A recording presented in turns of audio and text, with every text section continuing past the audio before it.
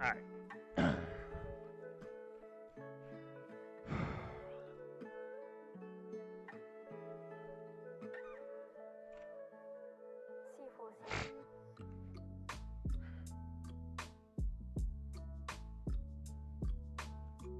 Interesting.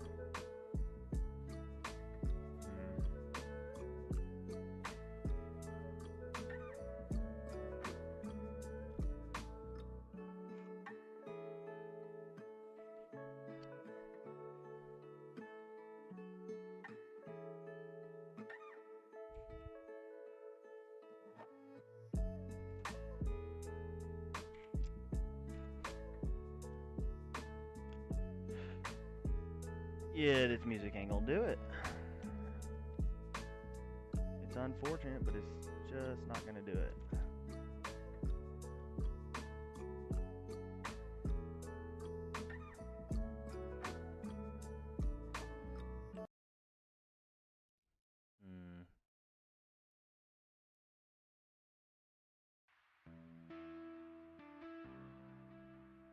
That's more like it.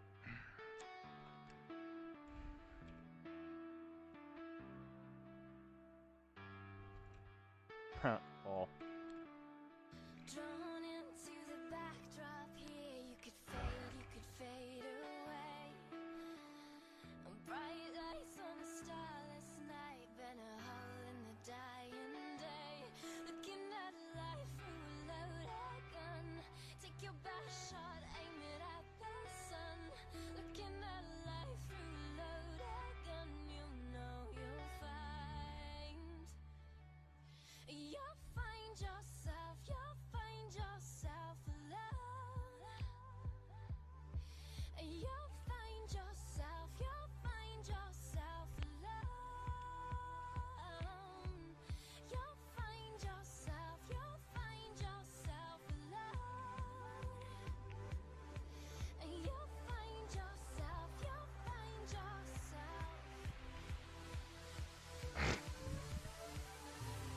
God damn. That's crazy.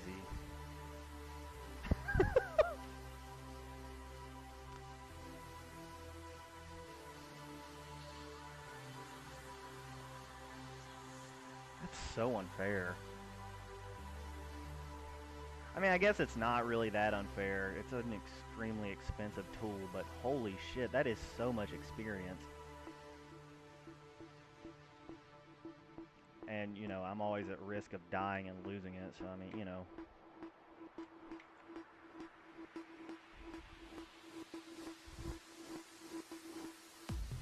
Damn, that thing is strong, huh?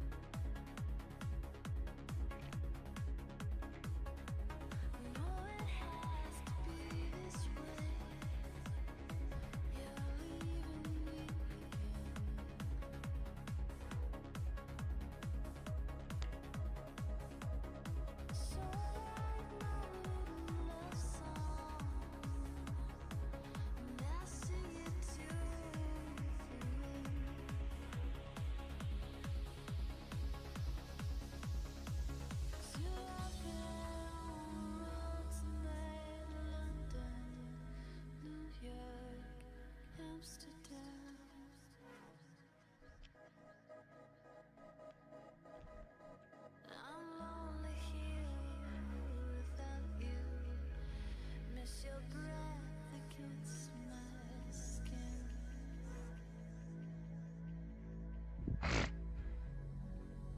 You love me, then you leave me. Still I lie here, pressing fingers where your kisses have been. I miss you, I miss you, I miss you.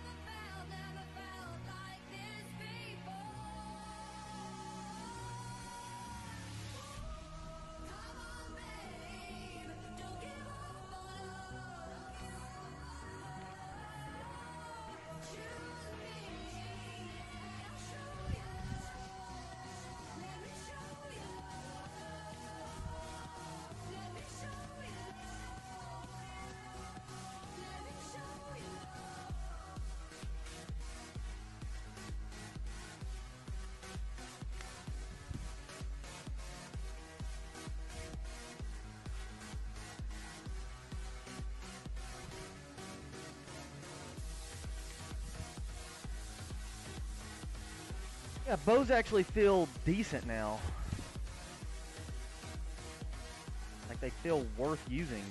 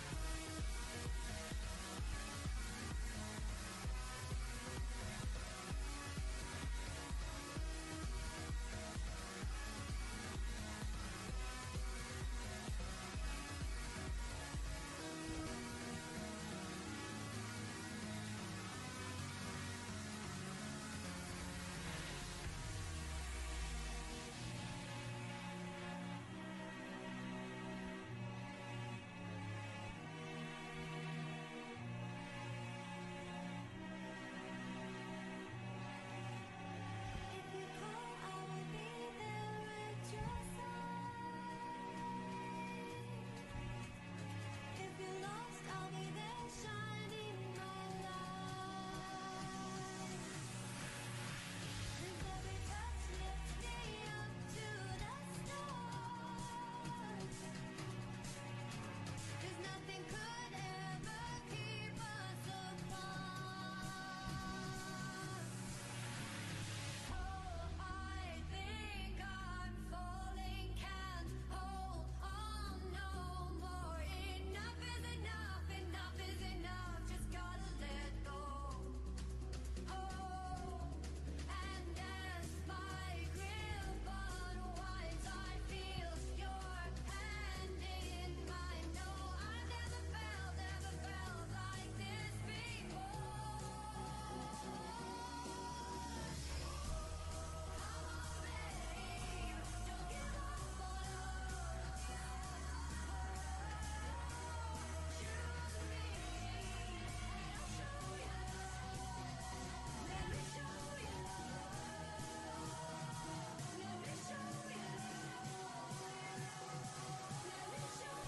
Oh boy.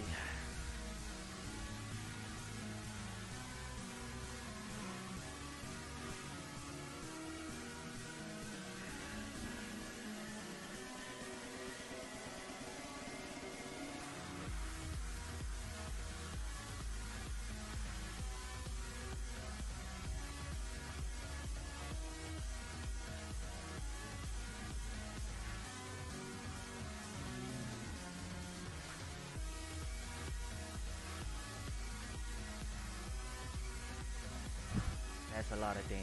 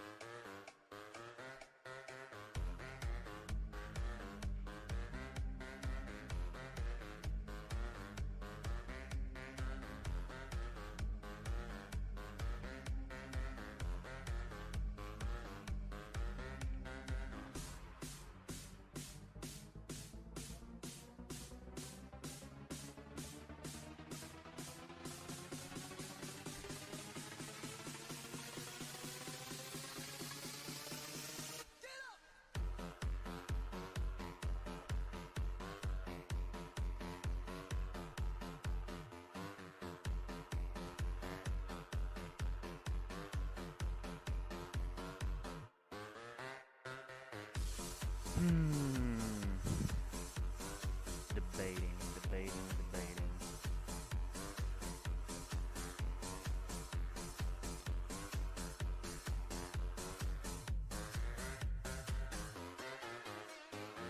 Too many decisions.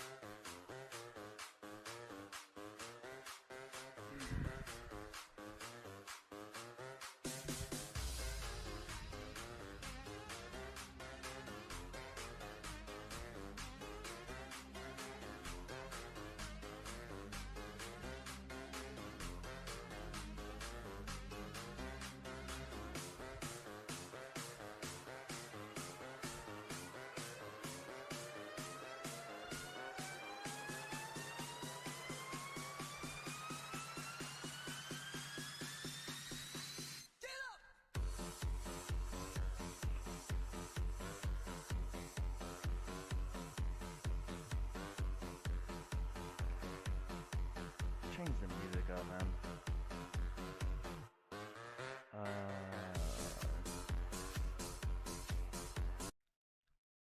How you going, guys? It was Ziz, and you're listening to Sounds with Chess Bra. You guys, Myron? Come at us, bro. That's it, you're Myron, and you're listening to the best radio station in Queensland. Listen to it, yeah. What's up, pump it up, bro. Enjoy, bros.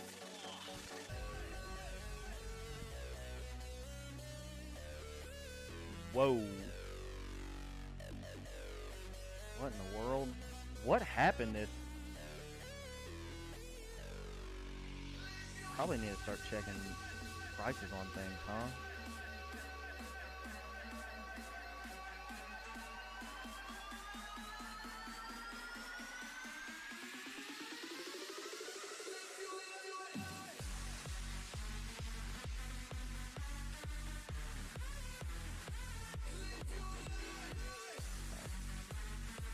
Hey!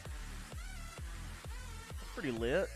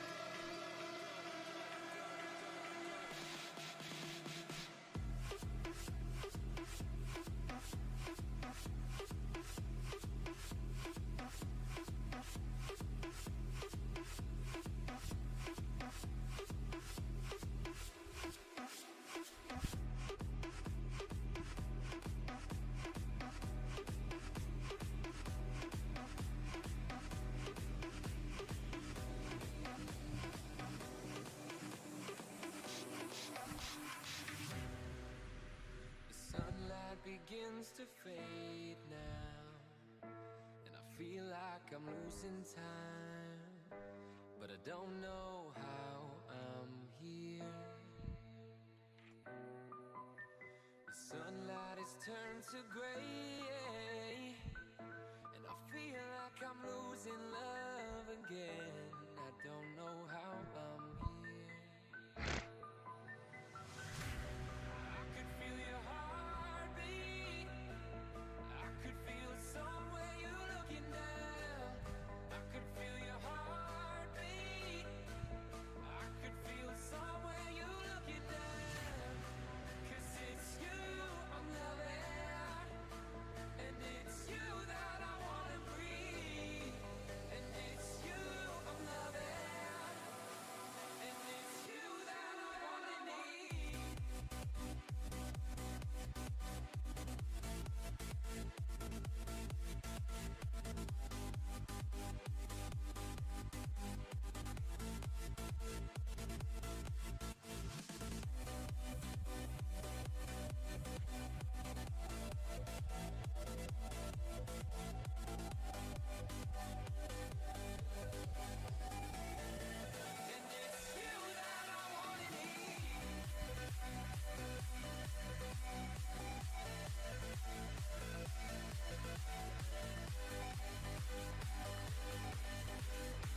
Huh.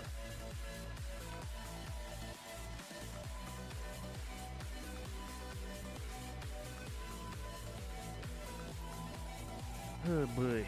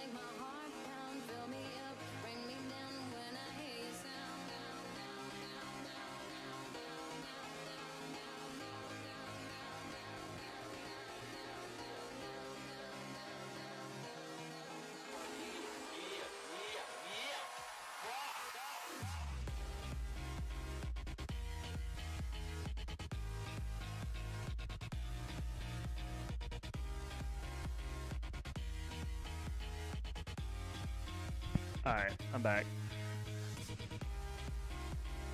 Mic check. Alright. I need to turn that down just a little bit. Ugh.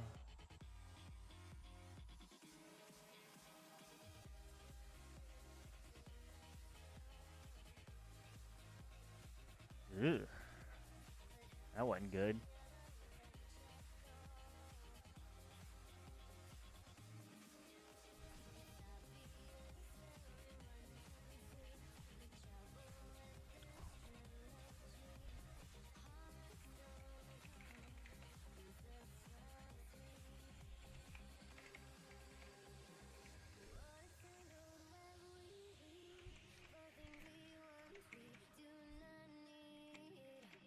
Watch what you ask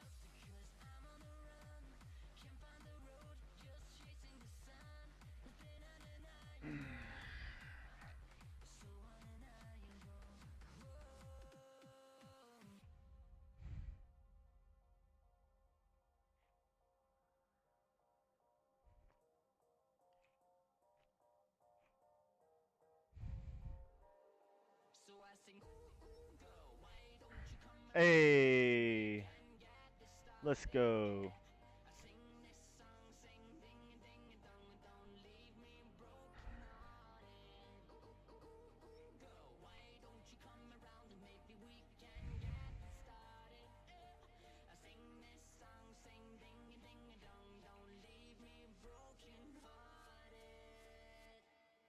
Cause it's been undeniable. I had a dream of a world so bright, a place where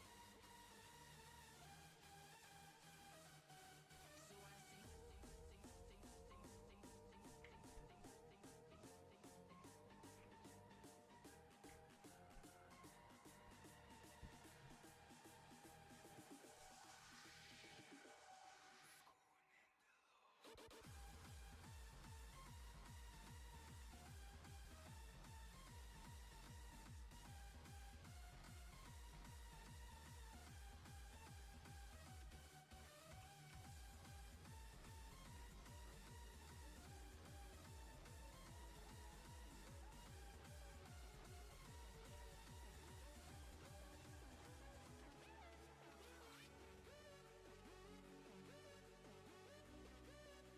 light.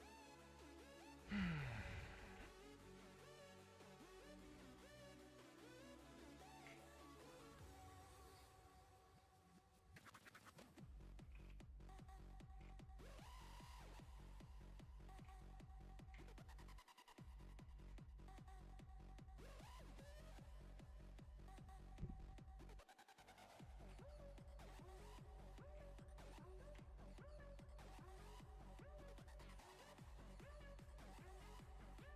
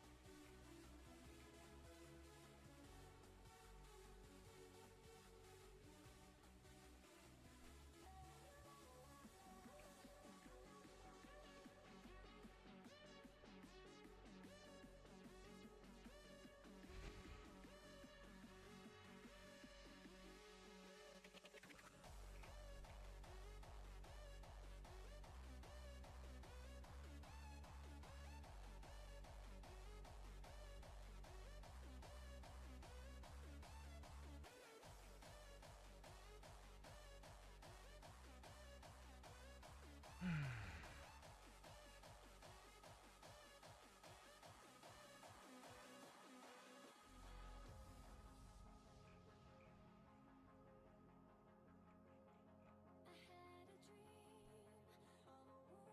opened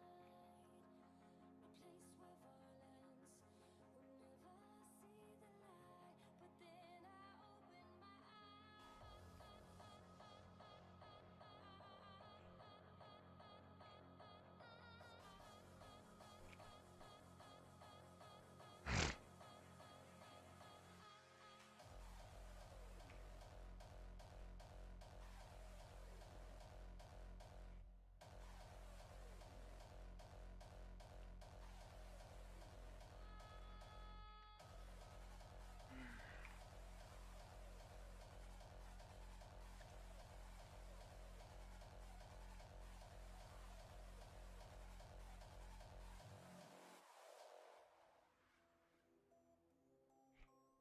Find your reason. Why do you go to the gym? Why are you going to train? Nurture it. And just learn to be yourself. And at the end of the day, Grab from this. Grab from this. Grab from this.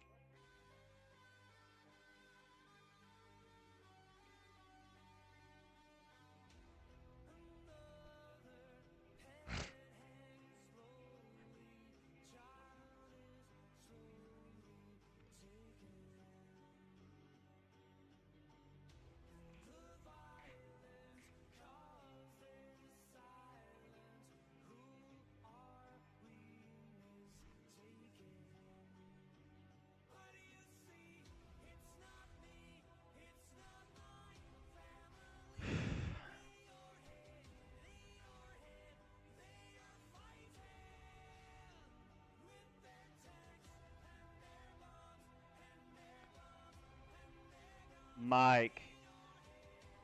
Mike? I'm gonna say your name's Mike. What's going on, man? Yeah, so, when the patch was first released, it was pretty rough, but, I actually think that it's starting to turn around, man. The dungeons are actually playable. You're not having to use, like, more resources than you, get, when running a dungeon. I think that it's at the very least it's back to baseline for Lost Relics. Personally, I think it's way better. So, um, yeah. In my honest opinion, man, if I'm being completely candid, I really wish that Cliff just should it be harder in the next tweak patch? Um,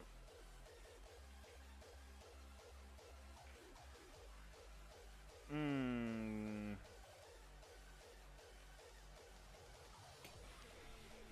But hang on, while I'm thinking about that question, can you let me know if the music is too loud or if it's not loud enough, etc.?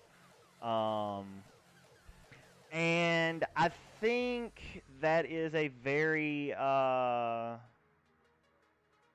think that's a very one-dimensional question. I don't mean to say that, like, I don't mean to say that in a way where I'm, like, talking down to you. Oh, by the way, thanks for the follow, man. I'm just saying that I've got you at 50% volume, and usually I got streamers at 20 or 30, so you could put it up a bit. Okay, alright, I'll turn myself up, and I'll turn this up. I'll put my voice up a little higher. Okay. So, yeah, about the patch, so where I'm at is not exactly a great representation of the entire player base. Now that's going to sound incredibly arrogant to say, but the truth of the matter is that I'm running the second hardest dungeon in the game, like easy mode, and I'm almost the first. Like, I haven't tried the very hardest dungeon as of right now because of this patch. I'm kind of shell shocked from the last patch. I have PTSD from it, so I'm kind of shying away from it, to be completely honest with you. So all that to say that my point of view is a lot different because this dungeon and Mount Allkeep was essentially unrunnable. It was like, unless you, I'm gonna say there might have been 3, maybe 4 accounts in the game that could have ran Mount Allkeep consistently. Everybody else was basically just shit out of luck. So it definitely needed to be toned down. I don't think anyone's arguing that. Now, did it get toned down too much? That's a hard question. I haven't really. I'd have to go check Mount Allkeep to really see, but like, I think there should be like both. I mean, there should be all levels of difficulty. I feel like, it doesn't have to be just black and white, right? I think we can have dungeons that are easy to farm, you know, if you want to be casual about things, or if you're really trying to, you know, try hard. There's dungeons that really, you know, push your limits of focus, right? I don't think that so I don't think that it's, you know, either or. I think that, you know, diversity is key, in my humble opinion. All right, now let me get to Father Nick's question or statement. It should be a bit harder. Too many people will run the end dungeon and overfarm the mats, which will devalue them. Also, you can do everything now with legendaries, so the incentive to spend a lot for myth and transcendence is declined. Someone did mount with green weapons, ring rejuve, food, potions, or such. It's a bit easier now. I think new, higher quality dungeons will come since idea was it to give out like 30 dungeons. Yeah, so, alright, so that, someone did mount with green weapons. Did that happen like today, or was this like a while ago? Because believe it or not, I know the very first dude who did that. He hangs out in my stream actually quite a lot. Okay, so it's now, all right, well that's like, yeah, in my opinion, that's too weak. I think it needs to get a little stronger. Or I think that the dungeons need to become stronger or harder. But I also think that there should be dungeons that are pretty casual, right? I think both is nice. But also, I mean, like, so I mean, y'all make a really great point that, you know, bleeding zircons should not be able to be farmed with green weapons. You know,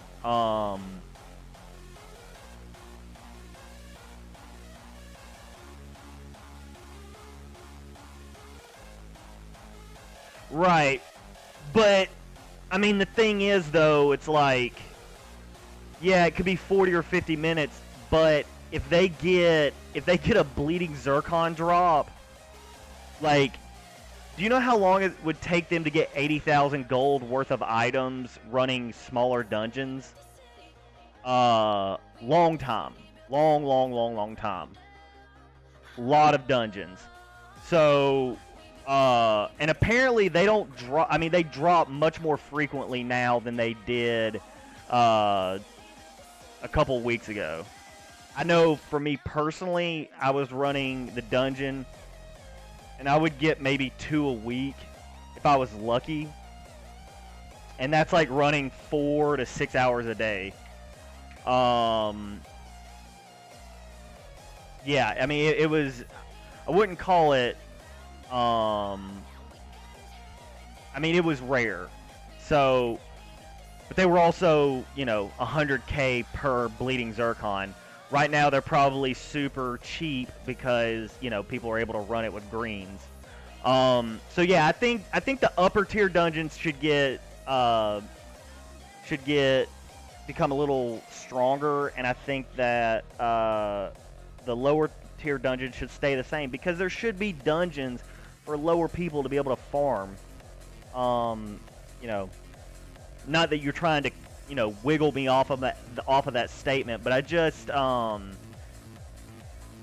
know, the game's got to be accessible to new players, right? And even if you don't want to spend any money, you should be allowed to, you know, experience the game. And people were having an issue with that, so. Yeah, I'll definitely check out Mount Alkep. I don't know if right now, I gotta be honest, guys, that, like, good God, that last patch scared the absolute shit out of me. I gotta be honest, that was, I'm so shell-shocked from that Mount Alkep run that I don't I don't feel like doing I don't feel like going there anytime soon. I'm enjoying the desert. Caverns feels like running chambers or pits pre-patch. Oh wow. Hmm.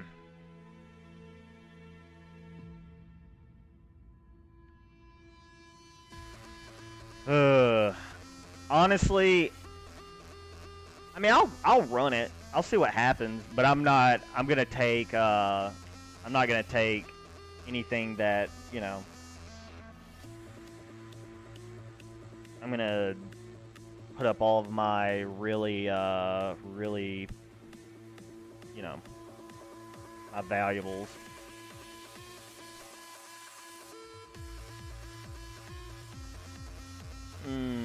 I don't know what do I need? Yeah,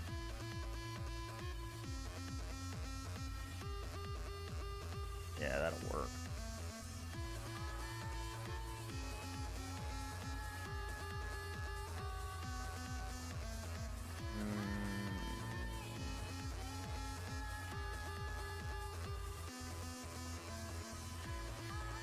Let's see what happens.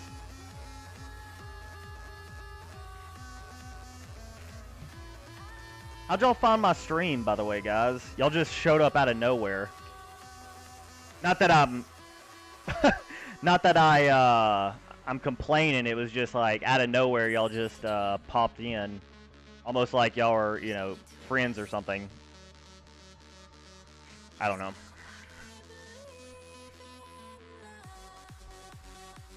I guess when it rains, it pours, right?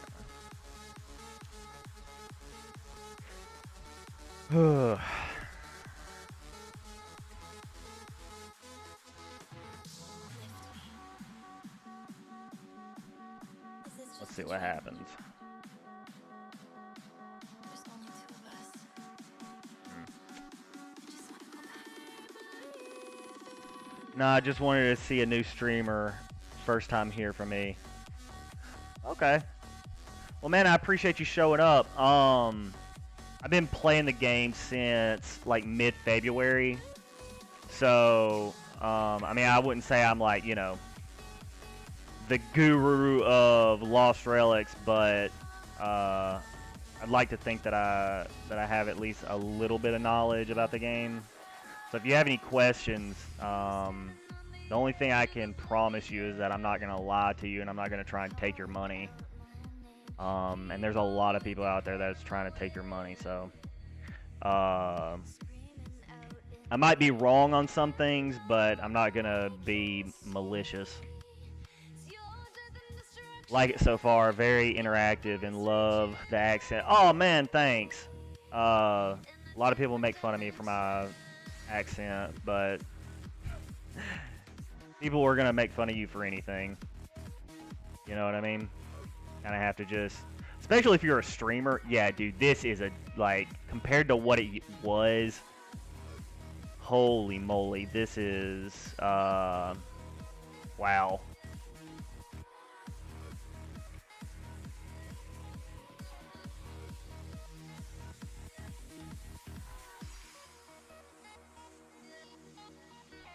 Don't worry, man. I ain't new to this. Was probably one of the first 100 players of this game. Oh, for real? Whoa. Damn. Well, hey, do you have any tips for me?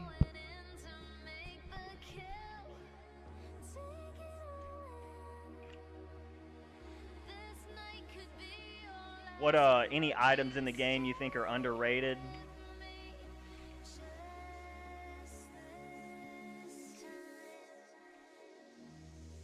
Please be my Obi-Wan Kenobi.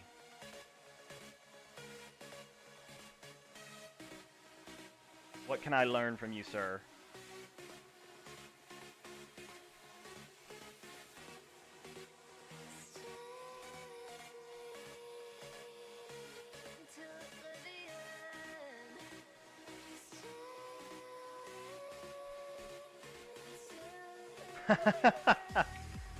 Yeah, isn't that everybody? But you're here now, right? Dude, There was a guy. So when you're one of the first 100 players, man, that's like, that's a really interesting statement to make, because that means that you are involved in social circles that how do I say this in a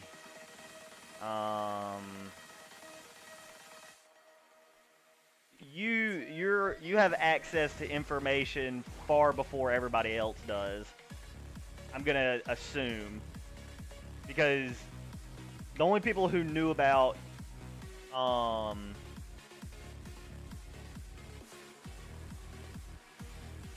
really? Yeah, I wonder if Cliff is gonna decide to bring that back. I'm curious. I'm curious what his plans are for that. I'm sure he'll make some sort of, I don't know if you ever played RuneScape, but there's something called like a fire pit, and it's basically like a marathon dungeon. I'm wondering if he'll implement that back.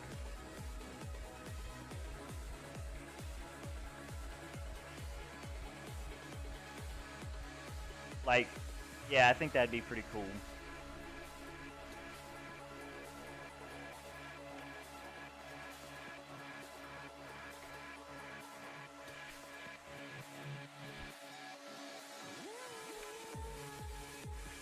Dungeon debt.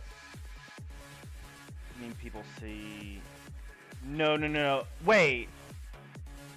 I'm assuming that you meant depth, as in like how deep you can go in a dungeon, because the way that Lost Relics, or I guess it was called Forgotten Artifacts back in the day, it was the dungeons were kind of like infinity. It was kind of like how far can you go.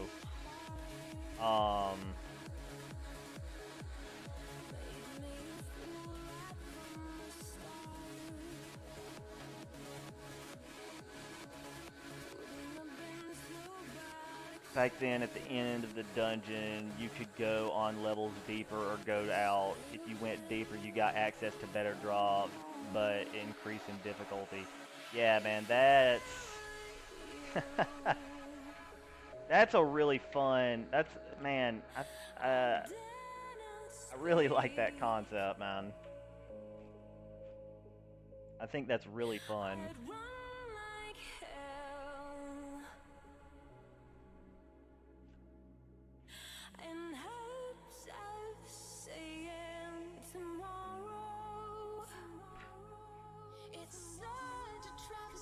We'll see.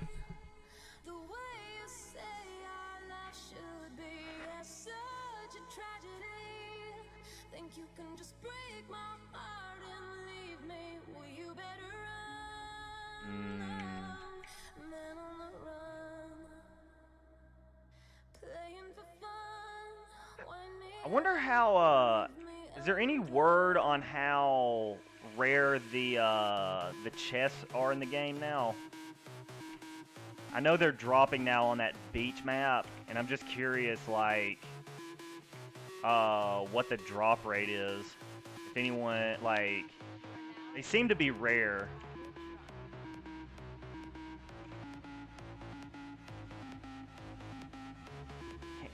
I believe he will do this in arena mode. Yeah, arena mode, I don't know, I think, yeah, arena mode will probably happen before PvP, maybe.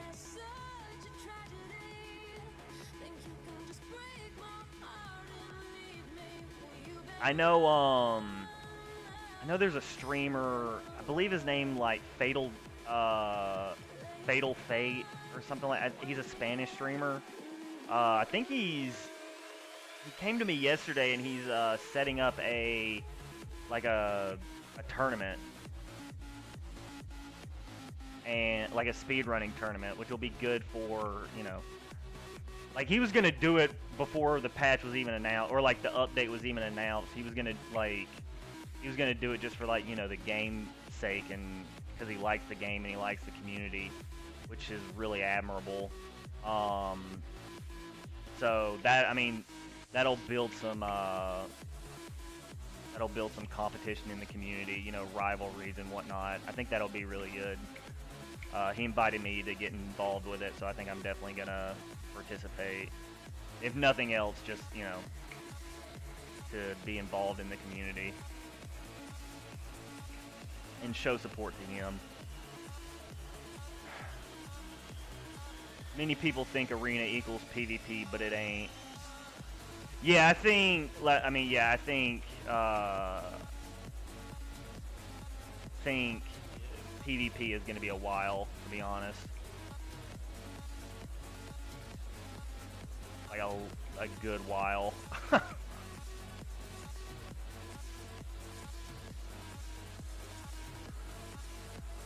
But who knows?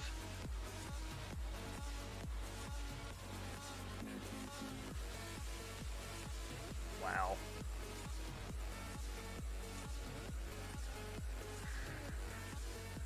Sorry guys, it's hard to run dungeons and read at the same time. I'm really bad at multitasking.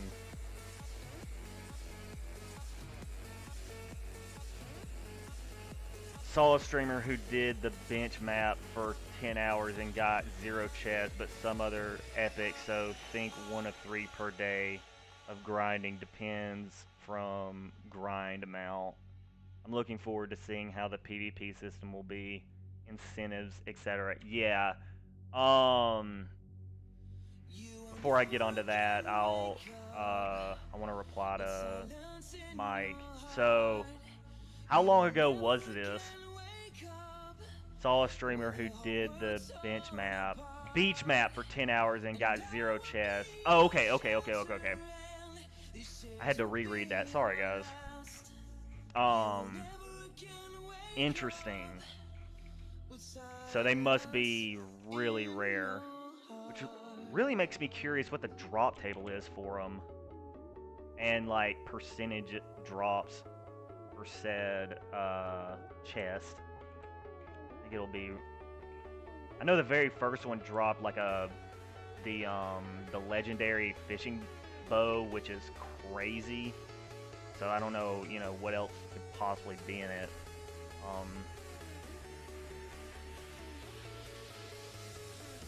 Same with housing and potentially land sale. He most likely won't do the latter, but with all the hype from other games, that's an interesting idea. Yeah, so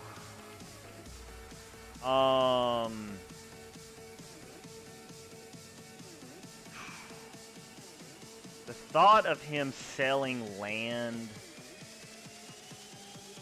seems I don't in Lost Relic state as of now. I don't see that being a possibility. At the very least, he would have to hire devs because that's just too much of a. That's too much. That's a lot of work. Building like some sort of MMO RPG type map while also building a game around the world. That's just so much work that, and Cliff is already seems to be like, you know, overextending himself. So, yeah, you know, land sales are cool. Don't get me wrong. I've definitely, you know, I've looked into Mirandus and things like that. But,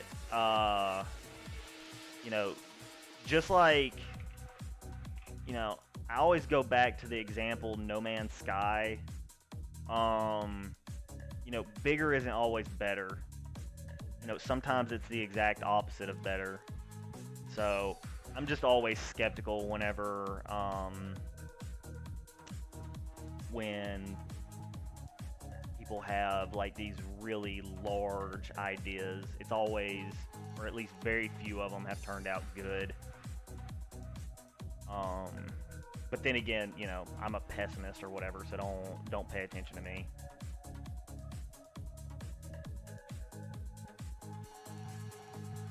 He most likely won't do the latter. Yeah.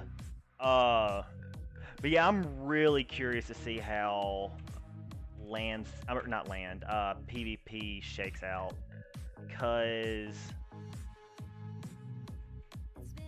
um,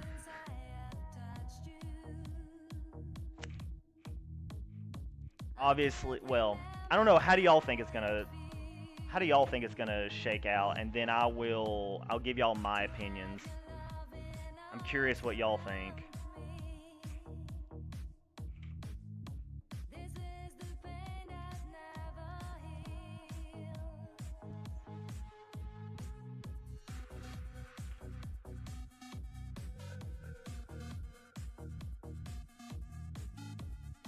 Do you see, like, do you think it'll be like 3v3, or do you think that it'll be like, like, I don't know, single player, like, 'cause really I look at it, I look at this game more as like a card game than I do anything else, to be completely honest with you. Like the game mechanics is just not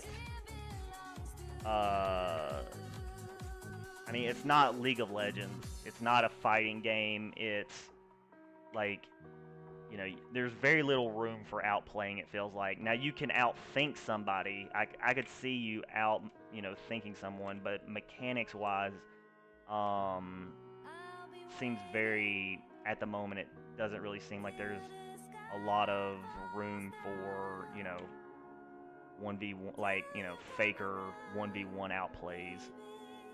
But, that's all to be determined. Item restrictions, ladder, incentives, etc. at first. Yeah. I'm curious, though, what those incentives are going to look like. Whether they're...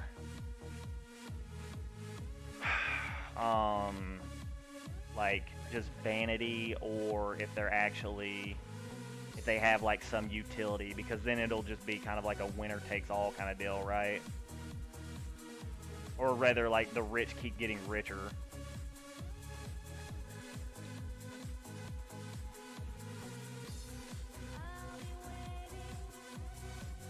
I would be happy with just like bragging rights, honestly. Like, you get like some kind of skin or title or something like that.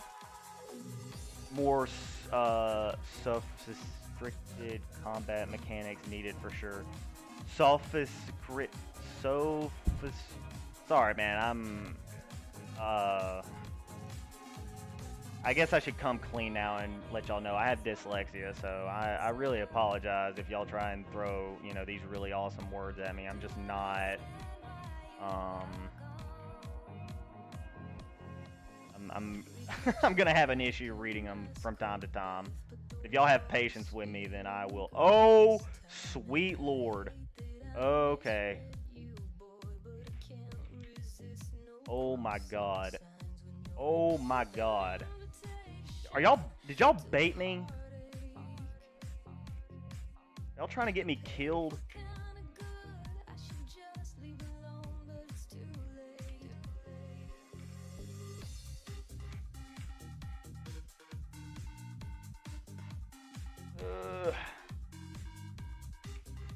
Yo, stop throwing shit at me. God damn.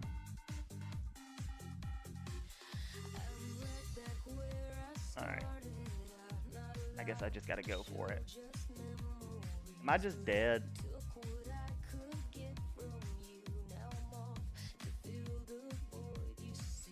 Good God. Alright.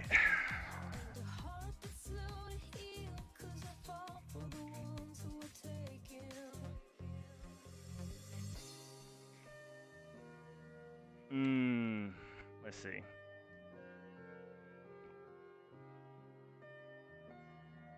One on 4 v 1 on 4 ladder for all types. DM/TDM capture. The flag may be wager, risk items, win items, magic added to game, enroll or dodge, add to cavern run. Nah, if he does item squish or restrictions, it would be fair. Yeah, I like. So that's what I'm thinking. Like there will be a tier system per. No, okay, I already got it. Shit. So like each individual, it'll be like boxing, right? So there will be welterweight, there will be heavyweight, obviously like there will be like the open category, which is like transcendence. Yeah. All right. Well, I learned that I can do the run. I've just got to be a little smarter about things. That's okay.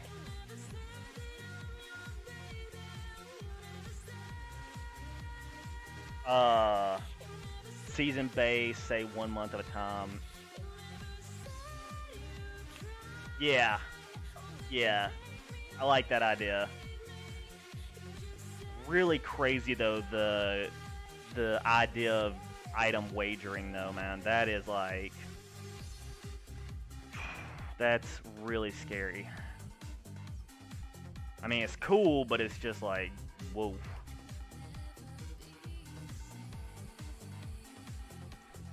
Do I want to become famous? I gotta be honest, I'm not really interested in it.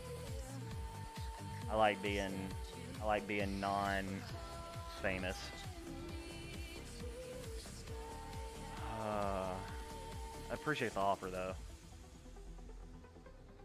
It just comes down to how motivated you are to do what you love to do in life. Just remember that. Just remember that. Just remember that. All right.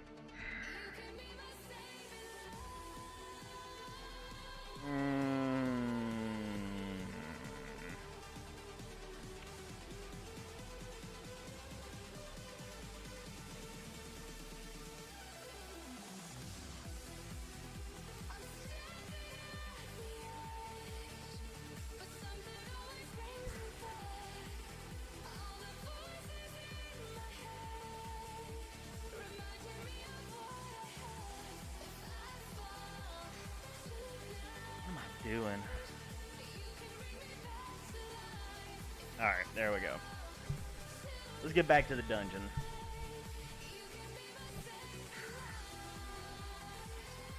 I mean, if the dungeon's this easy right now, I might as well abuse it, right? Watch me die. God, that'd be so sad.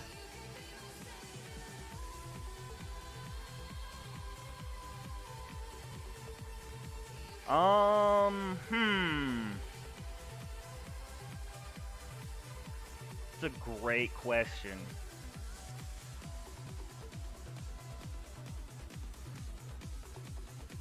And the correct answer is you really want... So, my mindset is you want to have as many doors open to you as possible, right? So what do I mean by a door? Well, being able to have access to run Mount Alcap is a door. Being able to run the Wastelands is a door. Being able to mine, magnetite or whatever, however you pronounce that word, is a door that you have access to either benefit from that product in the game, right? It's the same way with skills. You know, Being able to cook and use these items allows you to have a door. So now that we've talked about that, the question is, what are the doors that are the most valuable in the game? Do y'all think? Because that's what the real question becomes, right? Me personally, if I was gonna, sorry, And tonight, sorry about that. If I was gonna say what's the most valuable thing in the game, I'd probably say engineering. And it's relatively not even close. That was just a mouthful of nothing that I just said. But I stick by that statement. because these are essentially these tools, these items. These are all the keys that open up the biggest doors, right? Um, and the key that opens up these doors that allow you to open up other doors is actually the axe. So if y'all have no money, my advice to you would be to first get level 40 mining, then 40 engineering, make this axe, and then get golden oak, and then you can make all the other tools yourself.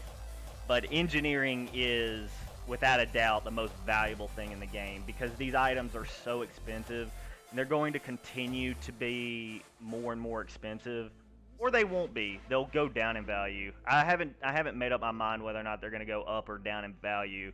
I'd imagine they're going to go down in value the more people get involved in engineering. So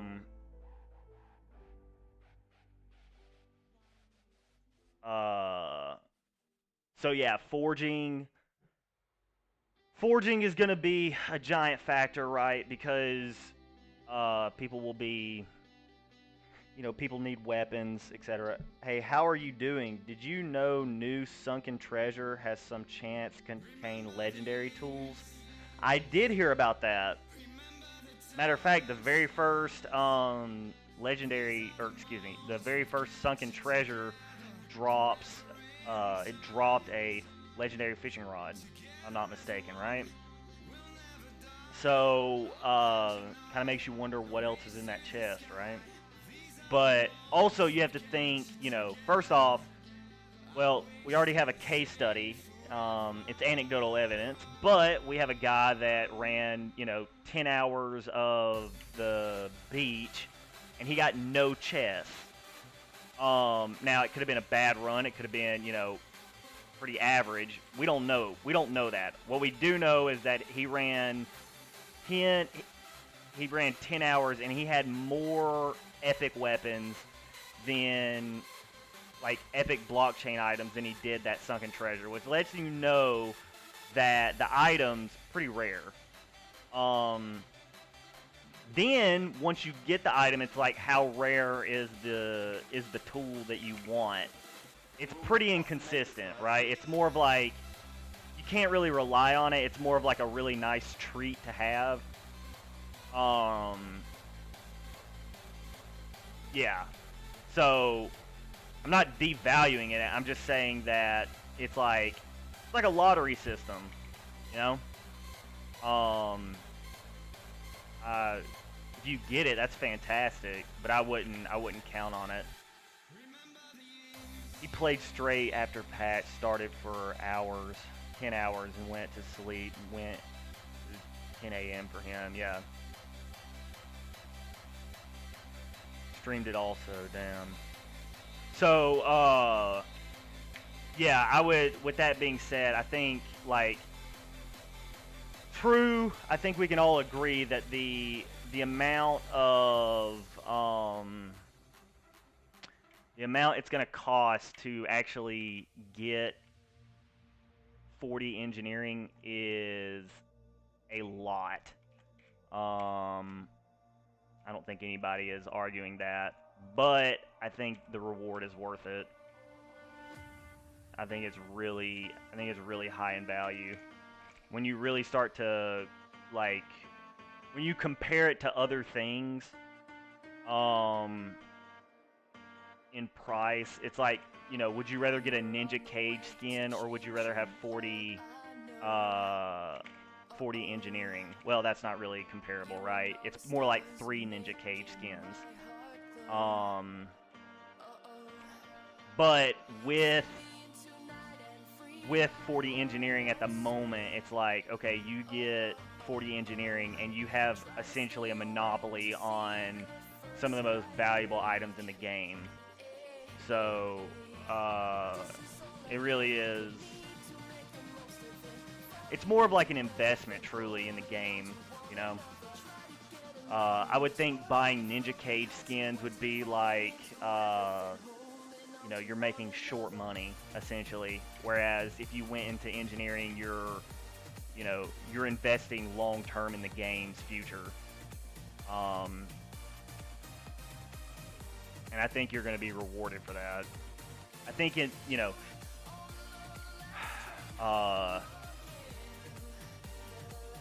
yeah, I think that's why I didn't buy a Ninja Cage skin. I'm too interested in long term. How do I say this? It's too early. It's too early to be pulling resources off my account for vanity items like skins. Yeah. It's kind of like bounty chest, but has better chance, I think, for like anything at all. Right, yeah, but it's just because of how rare they are. I got 32 alchemy today. Oh, dude, congratulations. Yeah, so alching,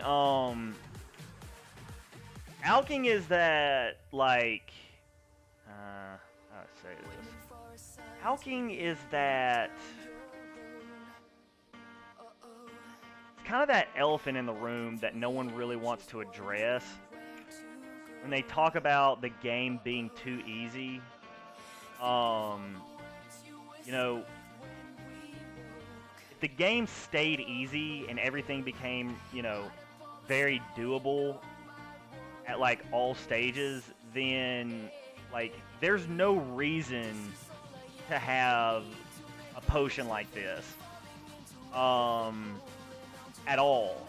So, which leads you to believe, you know, what kind of content is going to be made that will, you know, need resources that are that aggressive, right? I think that alchemy is kind of this dark horse that people aren't really paying attention to. But, you know, when you need it, you're going to really need it. And it's it's very arguable to say that I'm actually, what I should be doing is leveling alchemy right now instead of engineering. Because, you know, there could easily be there could easily be content that just is gated by potions. Easily. And it doesn't matter what your engineering level is. If you don't have the potions required or the resources required to do those dungeons, you're not getting access to that loot table. So, yeah.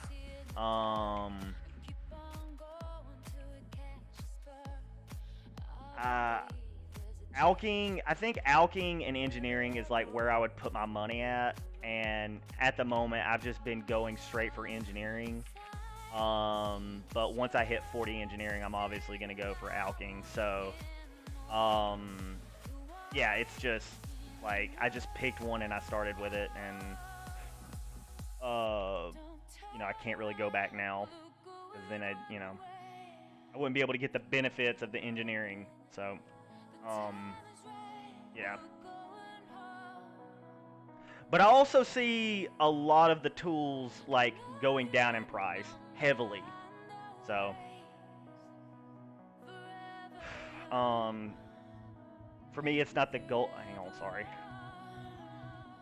For me, it's not the gold that bothers me, but the time needed to skill up profession. Just not fun running back and forth for literally days. Alching is bad. That's a long run, and like it's pretty slow. But I mean, I don't know. I played RuneScape, man, so this is like a joke. As far as grinding is concerned, I mean, I've ran ridiculous stuff. Things that I'm almost in, like things I'm pretty embarrassed to say that I did with my time. So, grinding levels in Lost Relics is kind of laughable compared to some of the shit that I've done for much less reward. Um, yeah.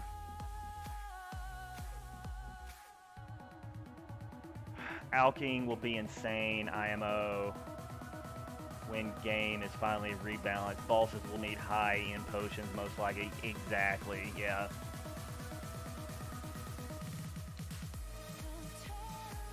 That's my thought. I mean, that's what I love so much about Lost Relics, man. Really and truly, is the fact that Cliff gives hints in the game. If you just use your head and like open your eyes to things, like you can kind of guess or kind of like make educated guesses where Cliff is taking the game, and that is really unique. The whole Lost Relics experience is incredibly unique in the gaming ecosystem. It's why I got involved with it. I love the fact that there's one dev and we're all kind of like on a team trying to find information about the game. I really, really like that. You know, I hate how games have become just so like uniform and very like clinical. Like there's, you know, a thing called the meta, and if you don't subscribe to the meta, then you're like ruthlessly attacked for it. And like I can't stand that, man. I like the fact that the player base is kind of like all on one team, and Cliff it's like all of us versus Cliff, the dungeon master, and we're all trying to figure out like, oh shit, did I just fuck myself? Okay, I guess I'm good. But yeah, it's a really, really unique experience in video games, and I mean, that's why I really just could not pass up the opportunity to get involved with something like this. If nothing else, just because it's just something very, very different than what I'm used to seeing in video games for like the last decade and a half.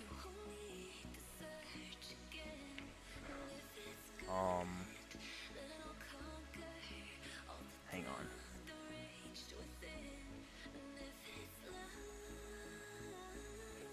Good lord.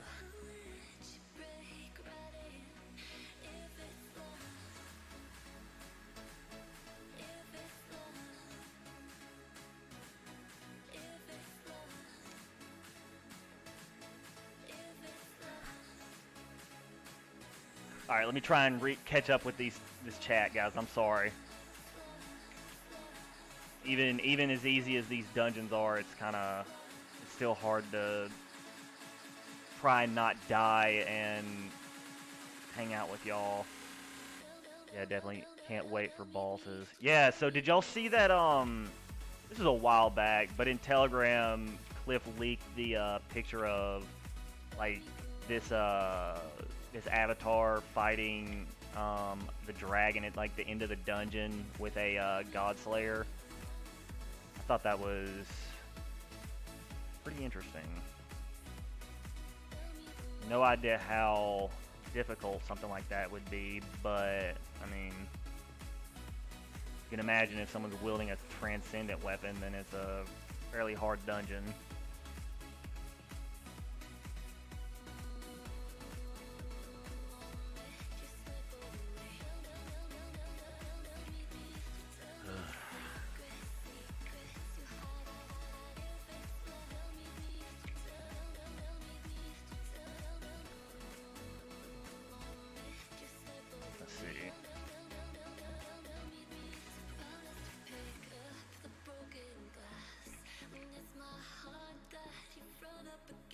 At least now we can value for our grind. Love it. Grinded so many games and hours that it's something I will never tell someone. Dude, bro, you're in good hands. Like there is some stuff that I've done for so little reward. I mean, blockchain gaming has really just rewired like my time, like how I value my time and what I, you know, how I spend my time now and what I give, what I allow to take up my time. Everything's been changed in like the last couple months, so yeah, it's it's so funny how you see like people bringing old like traditional video game logic into blockchain gaming. It's just very funny, the psychology of all of it, listening to people talk. I'm having a blast. I hope y'all are enjoying the whole process also, because it won't be like this forever. Enjoy the ride.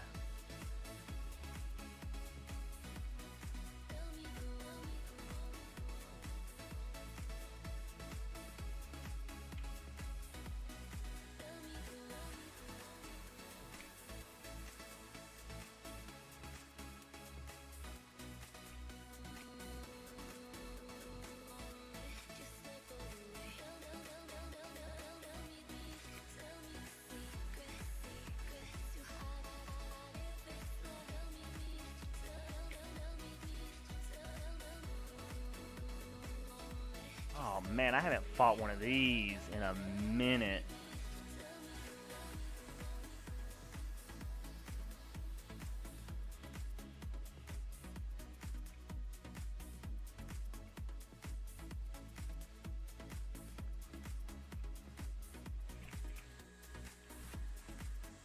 All right.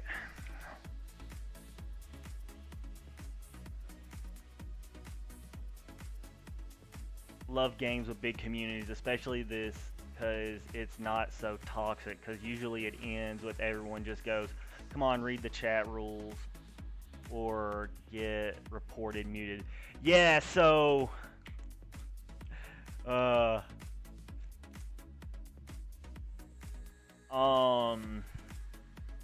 maybe it's just I'm looking at it with rose-colored glasses, but it felt like in February when I first started to play the game, chat was really cool. Everyone was really nice and friendly, and it felt like every time I was reading chat, I'm talking about in-game chat, everybody was really constructive, and like everybody was just trying to, like, you know, I don't know, it felt like just really high level quality conversations. People were talking about blockchain, cryptocurrencies, like projects to look into. It was just like a really high caliber of conversations. And after the Easter event hit, man, I mean, it was like it went downhill so fast. I mean, it felt like the crack epidemic in New York City in the 80s.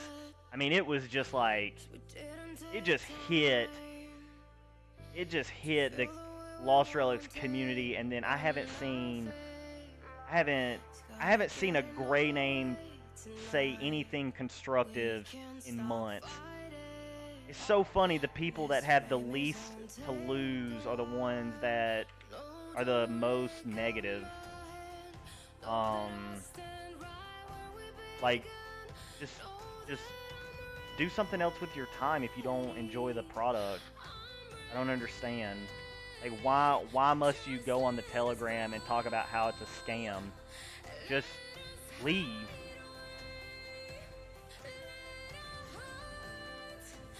I guess, man.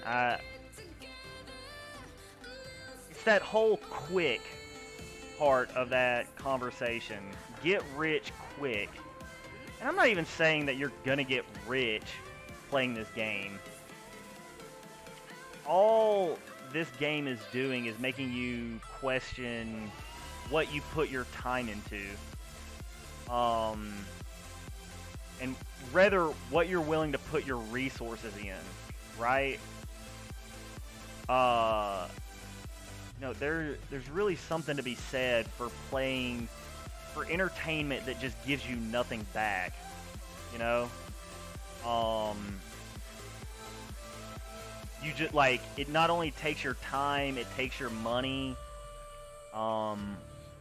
There's a lot of empty calorie extracurricular activities, and I think that this is at least something where you feel like maybe at the very least, if you spend money in this game, it's not one, it's something that you can get your money back on, or at least some of your money back on, by selling the items back in the market. And but maybe it becomes something even bigger, right? If you just hang on to the items. Who knows?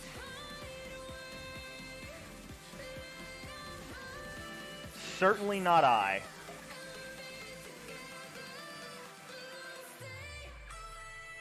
We're definitely in the middle of, we're in the renaissance of not just cryptocurrency as a whole, but really we are just now coming up on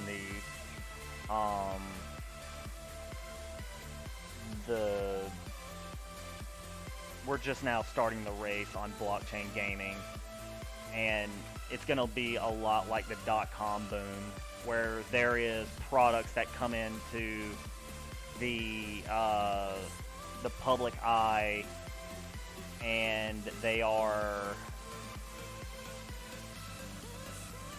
it's going to be very easy for people to make products in the blockchain gaming atmosphere with zero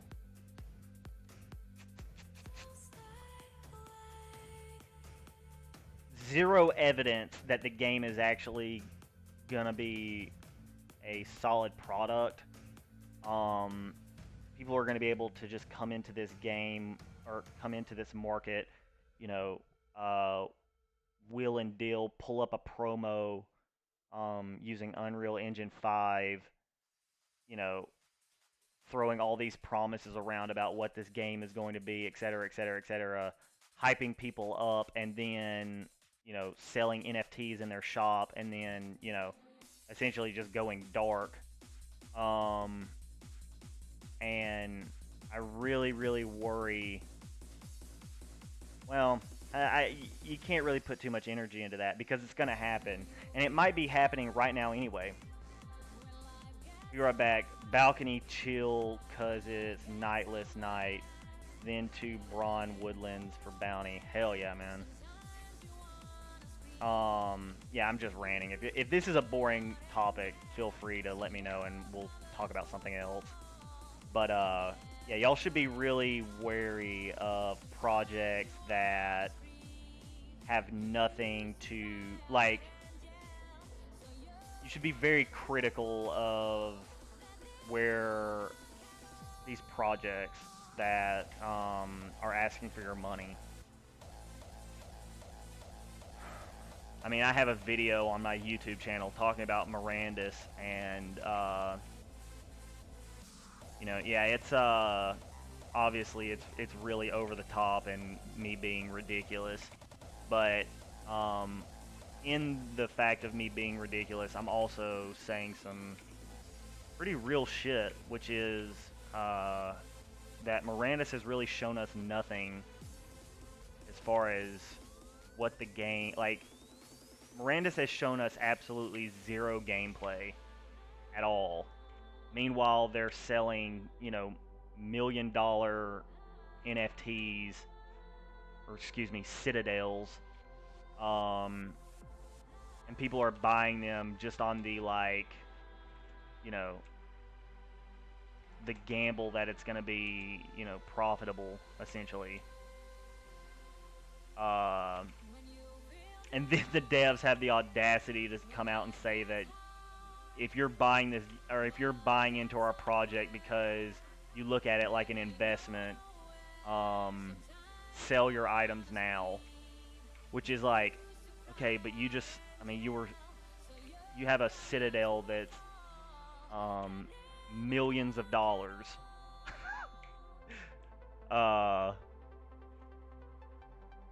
Like, who do you think is buying that?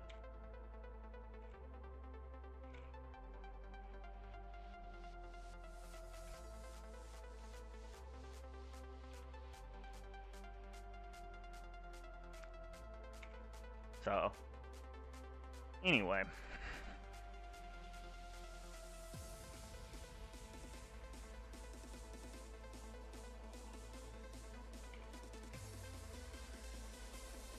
I'm not a, I hope, I mean, you know, like I said in the video, I really hope that,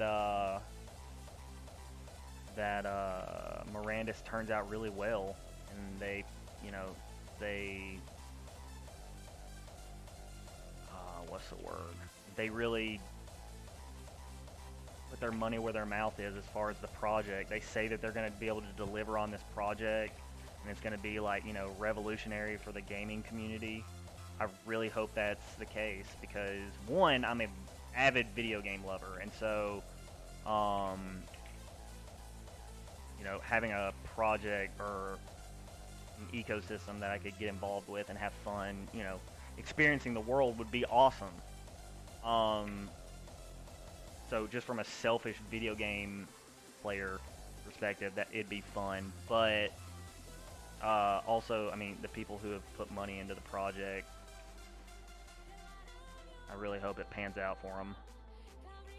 They're ultimately going to be the people that suffer if Mirandus flops.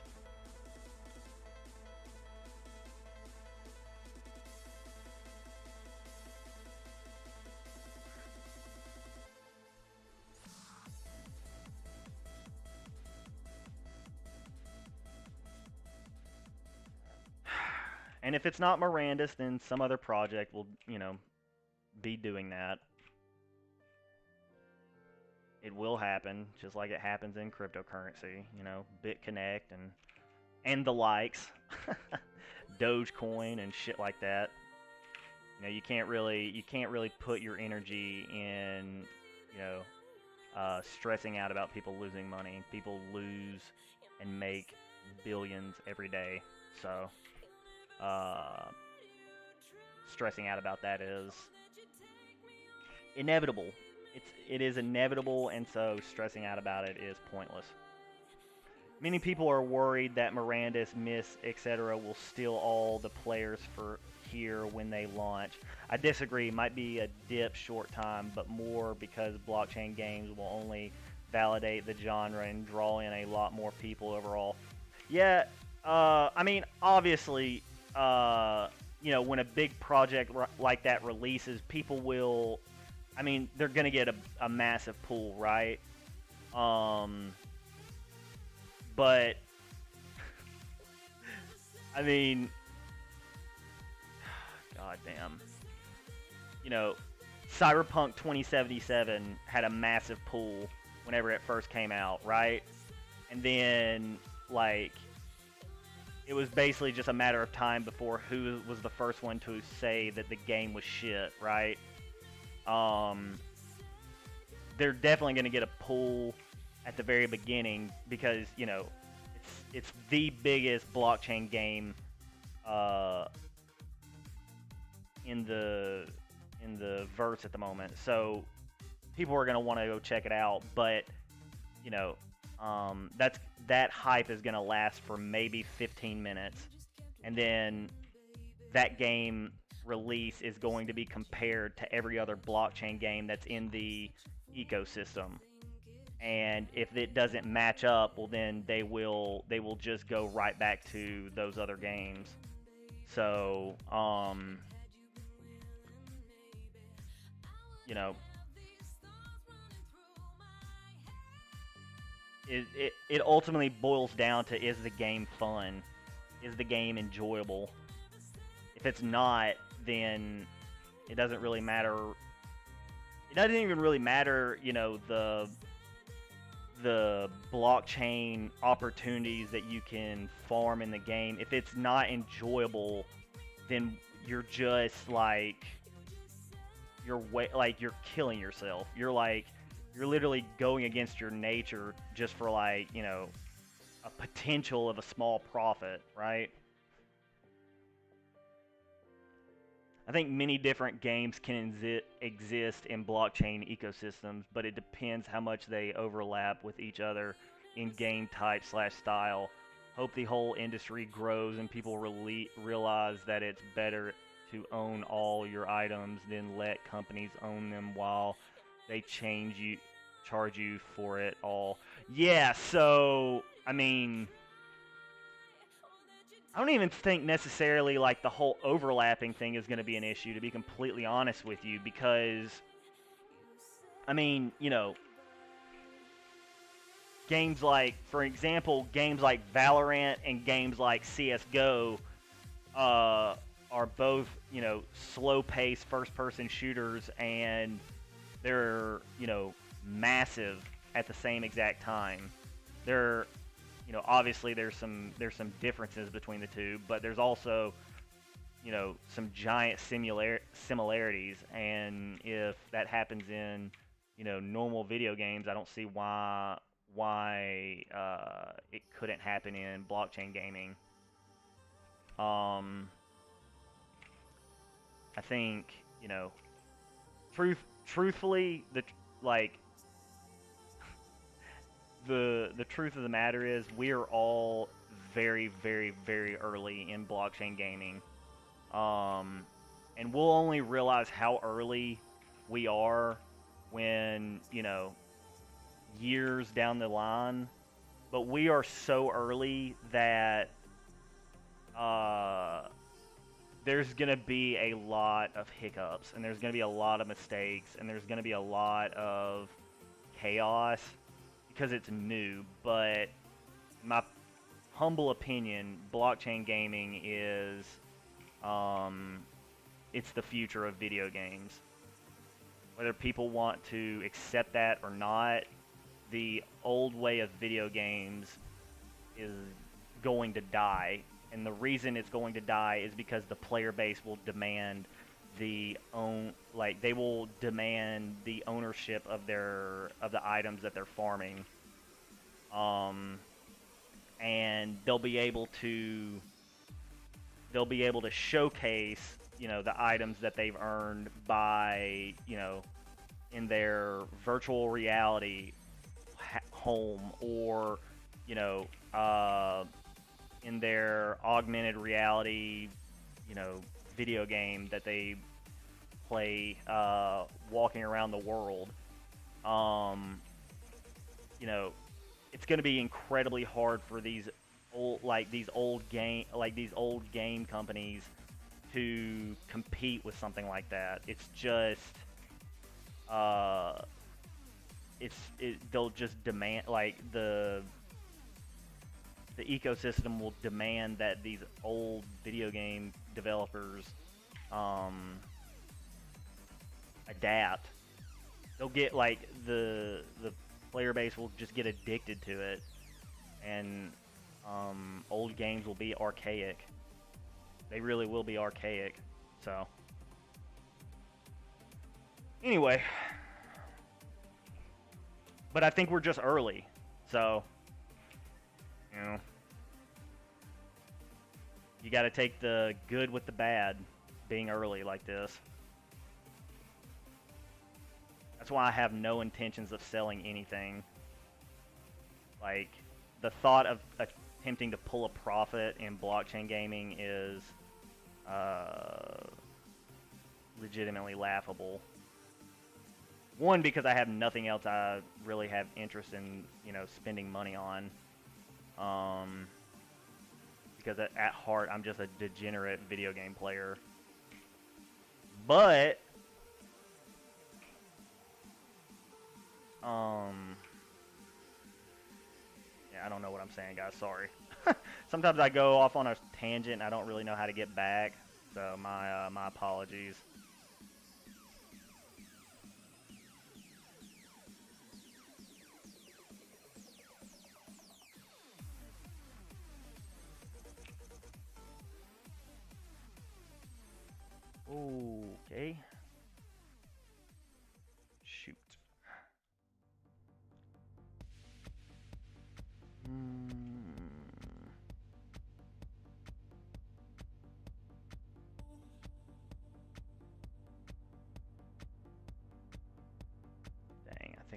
goofed.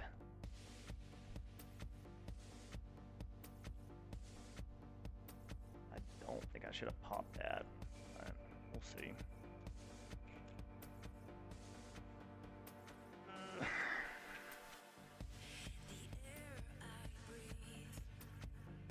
Holy moly, I got 2 of them. I didn't know you could get double drops like that in one run. Wow. You learn something new every day.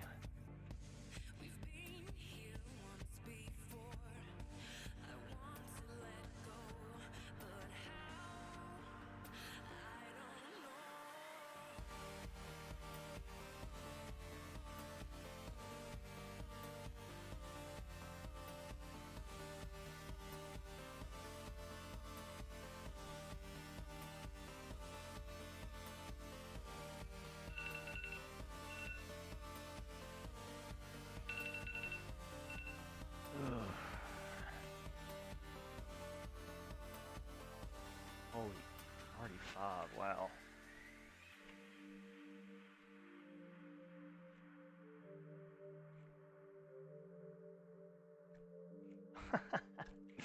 uh,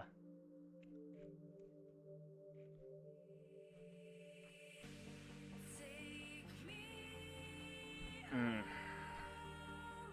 Anyway, is there any other games y'all are playing besides Lost Relics? Any other blockchain games y'all want to give me the hookup on?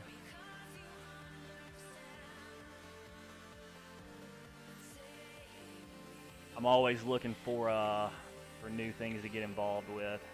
I don't know if y'all noticed or not, but if you look at my top, I think it's top right of my stream, I kind of did some editing on my stream so you can see like me farming alien worlds while I play Lost Relics.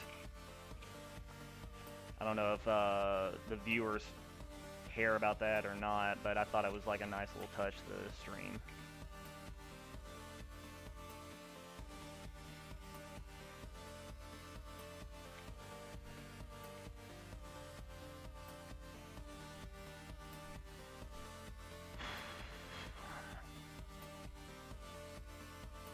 No other blockchain games, no, just League of Legends, dude, same. Not same as in no other blockchain games, but League of Legends.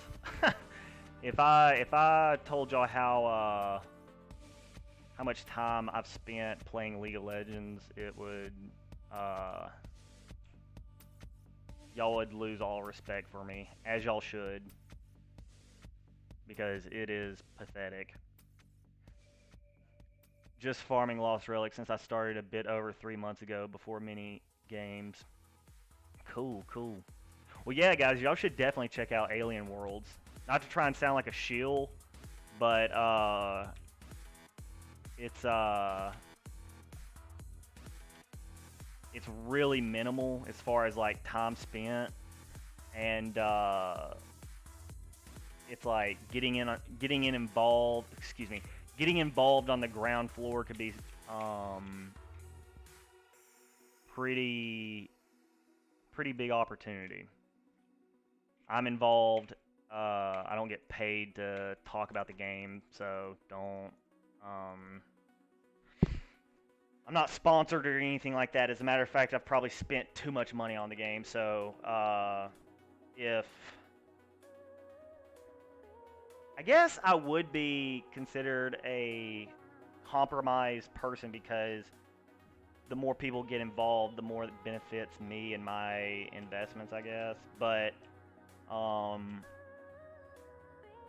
it's all money that I've spent, so I don't know. I'm trying to figure out how to, if there is a ethical way of talking about this.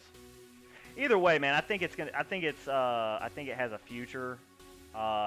It's free to play, free to get involved with. It's on the Binance chain Wax. Really easy. Wax is really easy compared to Engine, and yeah, it's just it's like I just have it running on my second monitor. if y'all are more interested in it, I'll talk about it. But other than that, I'll leave it at that.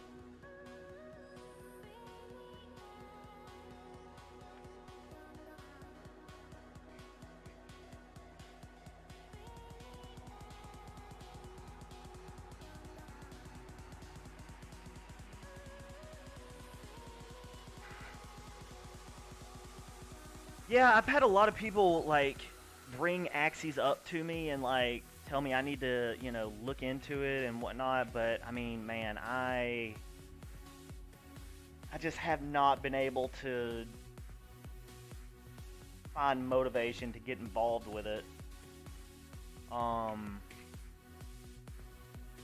know, I wish the player base the best. I just and maybe I might, maybe I might dabble in it eventually, but God, right now I just cannot seem to find motivation.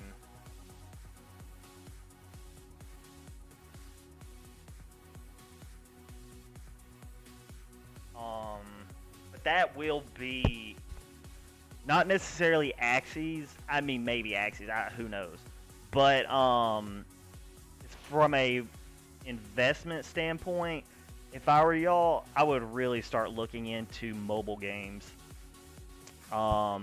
Because those are going to be huge. Yeah. Getting involved on the ground floor of mobile blockchain games are going to be like crazy. So, in my opinion, because mobile games already really, I mean, there's people who spend so much money on mobile games. It's kind of crazy. As is, but then you add in the element of actually being able to make money off of it. It's like, yeah.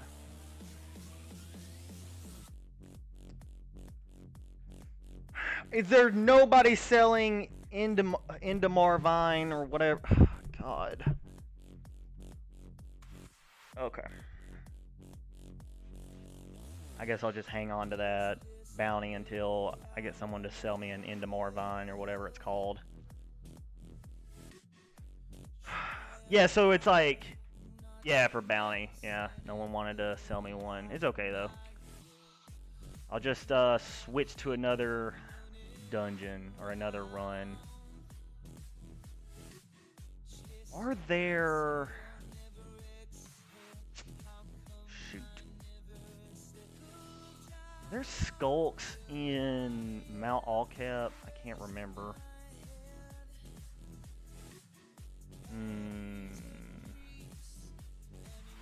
I can sell you when I get out of dungeon you had. Man, y'all are some real ones. Thank you so much. Yeah, if you want, I mean, I'll spend more on it if you want, since you're helping me out. I don't have a problem with paying a little bit more for the convenience. Seriously though, that's awesome, man. Thank you. That's really cool of you.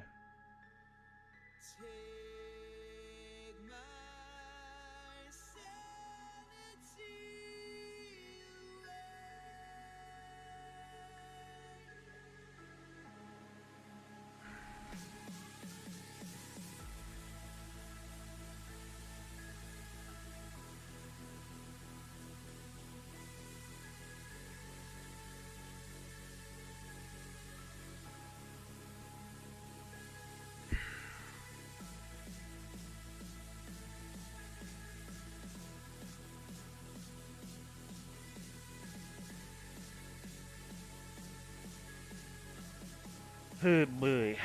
Alright.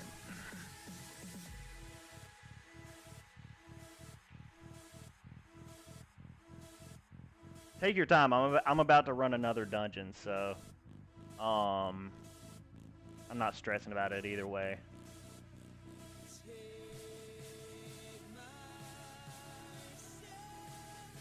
I would love for, not that, Cliff will pay attention to me or not, but if there was like hovering over these pictures and then getting the name for the monsters in the dungeon, I think would be a fantastic addition. Because right now, like with 30 new monsters, we don't really know. Like, I don't know what the name of this monster is, and the Monsterpedia, the Wikipedia for Lost Relics for the monsters, it hasn't been updated. And I don't know if it's going to be updated since it's fan made. So, yeah.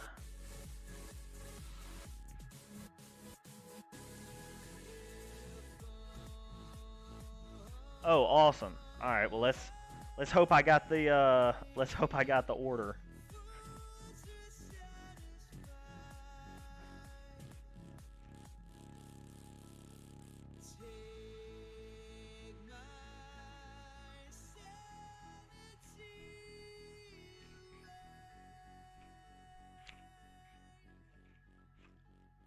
I don't know if that's something Cliff is going to is thinking about updating in the game, but it would definitely cut down the noise pollution in the chat, right? It'd make chat more efficient, which God knows chat could always use to cut down the fat in the conversation on chat. I was waiting patiently, but you never came. I realize that now we'll never be the same. But Again, we'll never interesting be the race. Okay.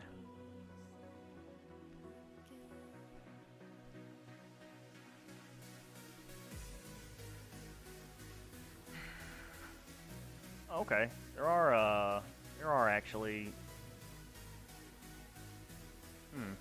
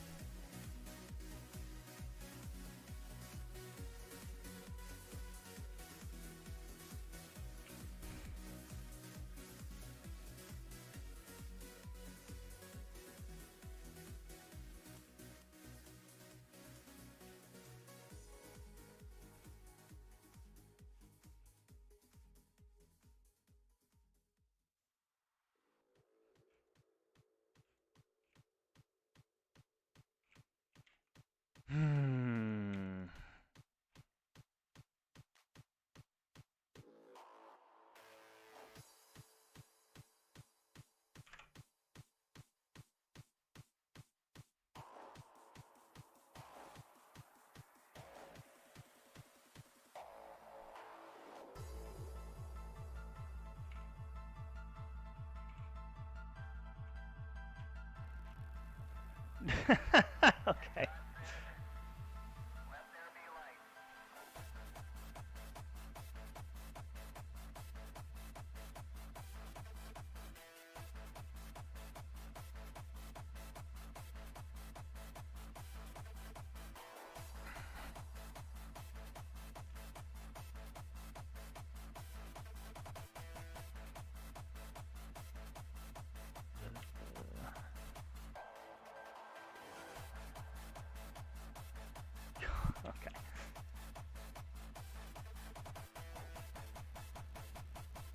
I'm thinking a pyro ring would probably be a solid investment. I'm thinking that a pyro ring would be really smart.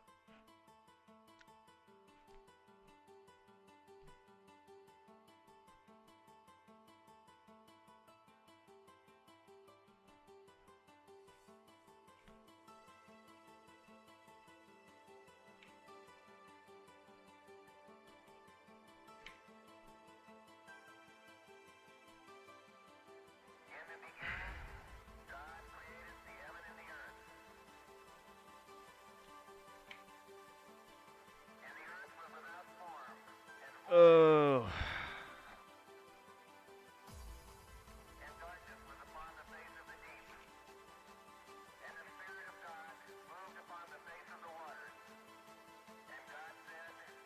Yeah.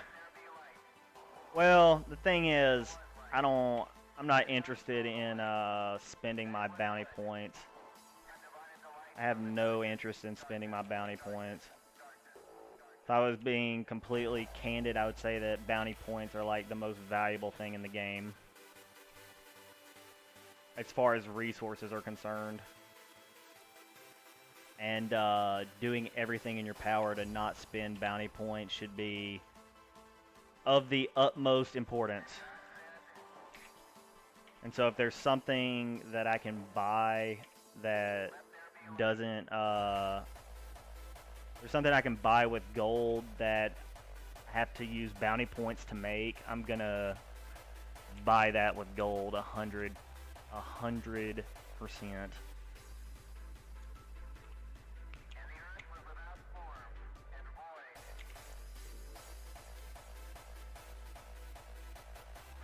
But that's just me, you know.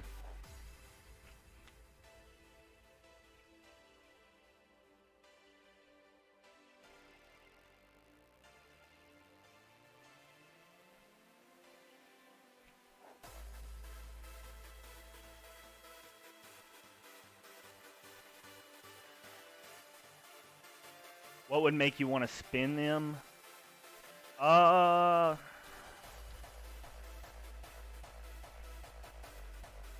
mean, that sword is really nice.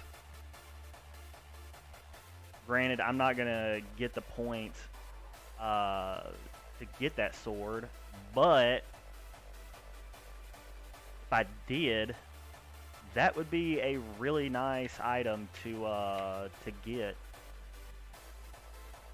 But just because I don't get that sword, the the Roaring Dragon, doesn't mean that, you know, there won't be other things for the bounty points to. There won't be other utilities for the bounty points.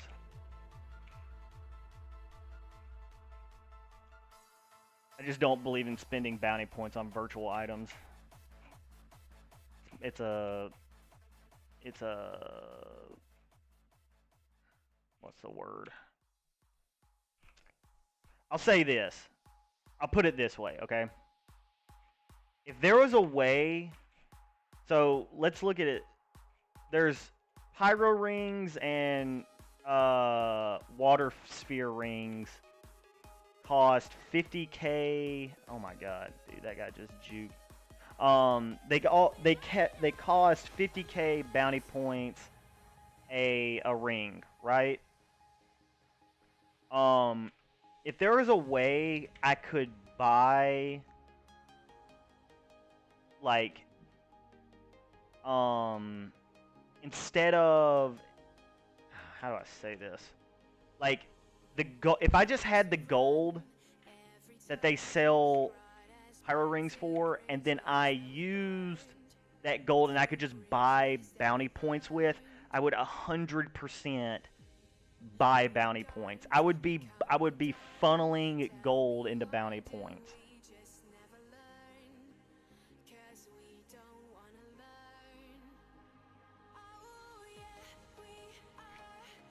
Yeah.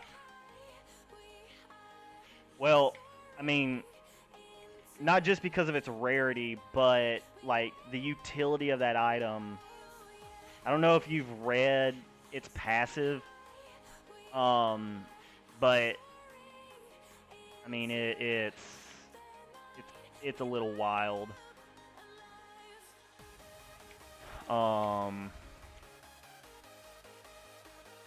It's like two passives in one.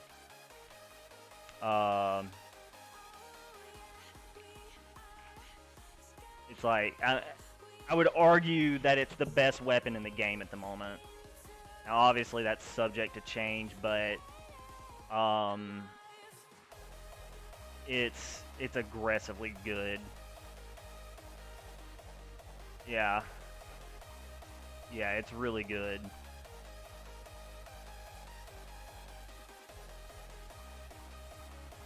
Because it messes with people, like it drops people's attack speed and it drops people's movement speed. Man, yeah, like from a PvP standpoint, it's absolutely broken. Which I don't know how they plan on balancing that.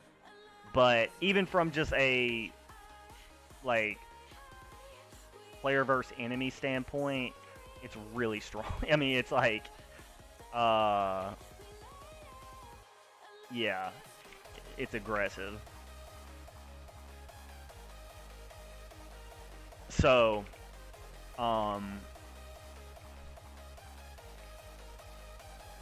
my question though is the people who are farming blockchain, or excuse me, people who are farming bounty points, if they plan on getting that sword or if they're actually going to just save up for the item after that, right?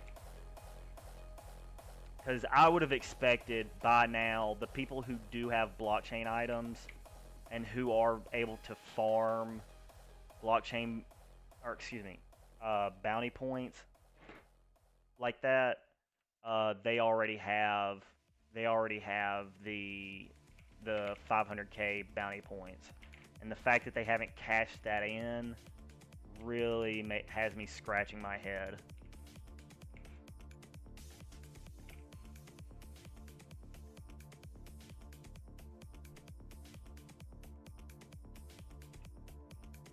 Howling Mad is number one.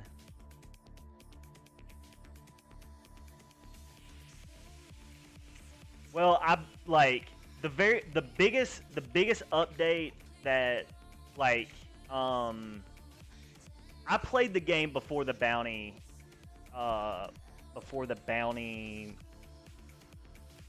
shop, I think. I'm pretty sure it was like at the very beginning of me playing the game.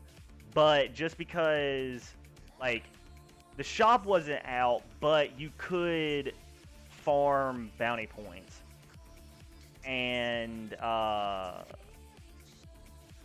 so I mean people were, I don't know, it kind of feels, what I remember, people had a lot of bounty points back then.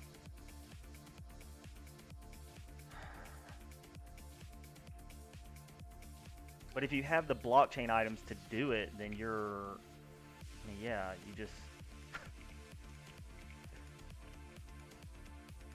there's a handful of wallets that really just have all the items, like all the bounty items essentially. Now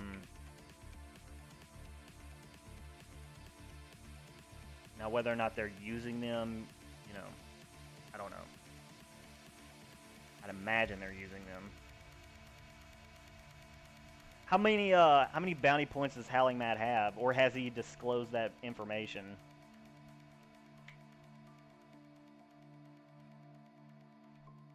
That'd be really interesting to know. Is there like a scoreboard?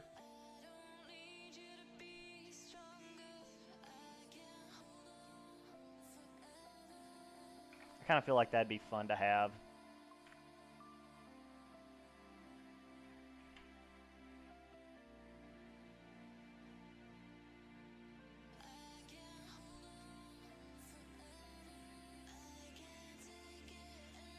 Okay.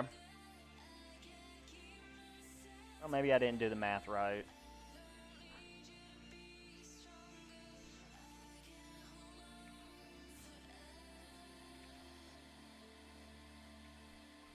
But I'm also assuming that they do every single bounty every time that it comes up. Which is a little ridiculous of me to, I guess, assume that. I don't know. They do. Okay. Okay. All right. Yeah. So. Okay. All right. So I'm not wildly off base, thinking that.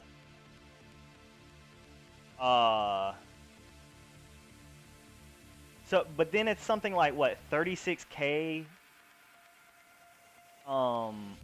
points a week, something like that.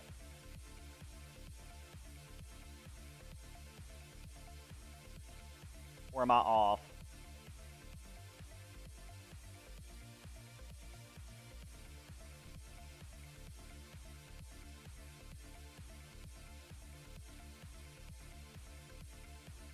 What a lock-in what a lock-in room.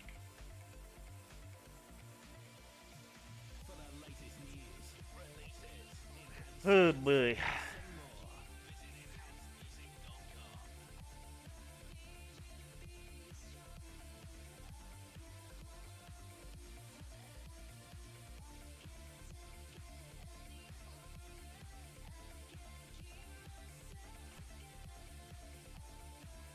Yeah. Yeah. I mean, there's God.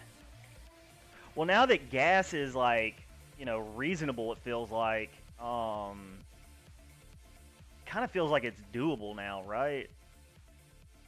Whereas before it just felt, I mean, hey, I appreciate it. Thank you. Thank you for the I got like 67K now. Okay.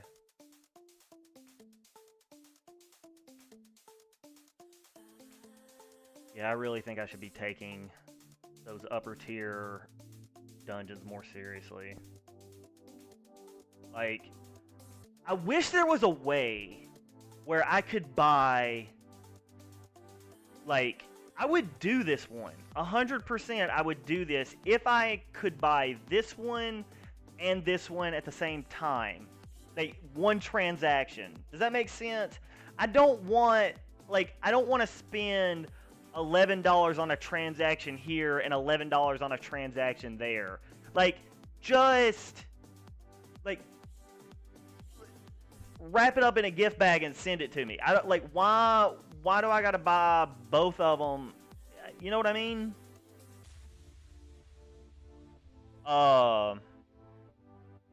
Yeah.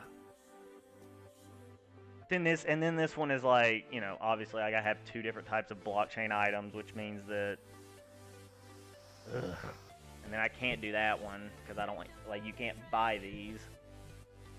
And then the level 2s, like, I feel like buying blockchain items for two, like, I'm gonna call them 2 stars. I know they're swords, but calling them 2 stars just make more sense to me.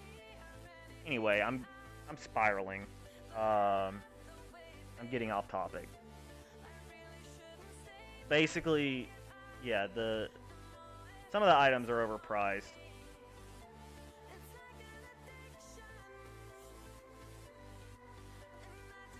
I think we can all agree on that.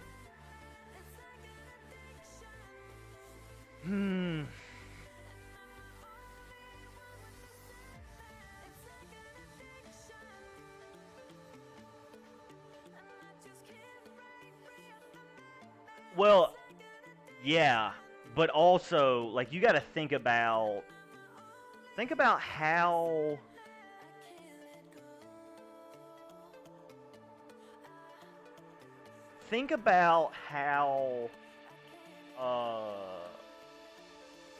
like I'm telling you to think about it, but I mean I completely forgot what I was gonna say.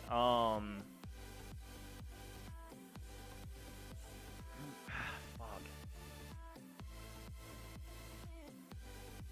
Yeah, blockchain items are gonna start dropping more. Oh yeah, okay. This is what I was gonna say. Like your uh your Lost Relics gaming experience is going to be completely different than what it is right now. Like right now, I just spam, one dungeon over and over and over again, right? Once the like once once bounties become more fluid, you're gonna be spending most of your time like running through bounties as fast as possible. Like it's gonna be your goal to try and get all of the bounties done in one day, or not one day, in a week, right, before they expire and they go on to new ones. It'll just be a constant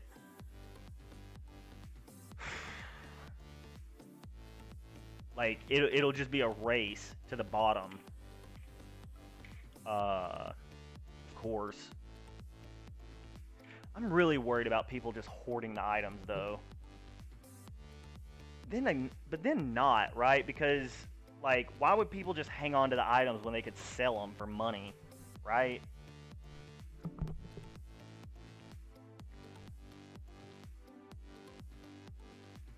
Always done mine by Sunday that I could do, and I think I'll do like that always if possible.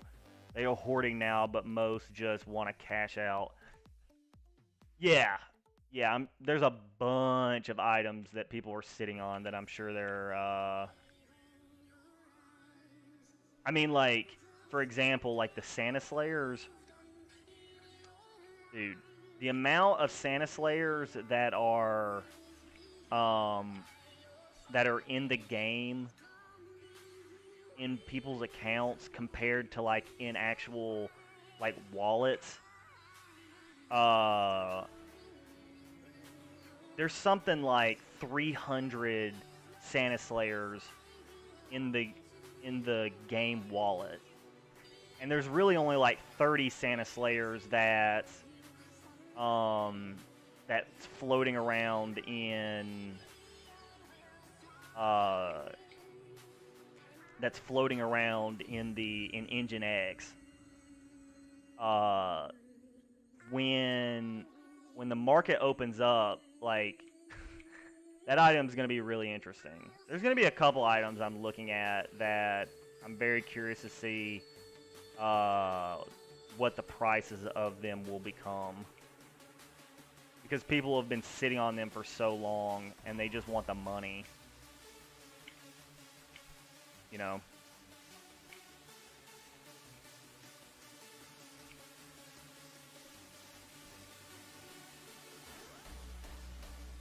Yeah, I bet, right?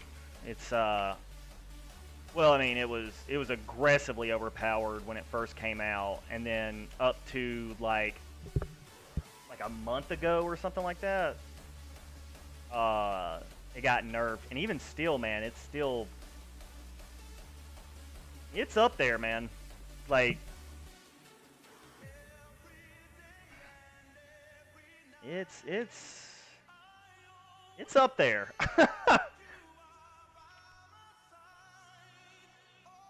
I wouldn't mind having it.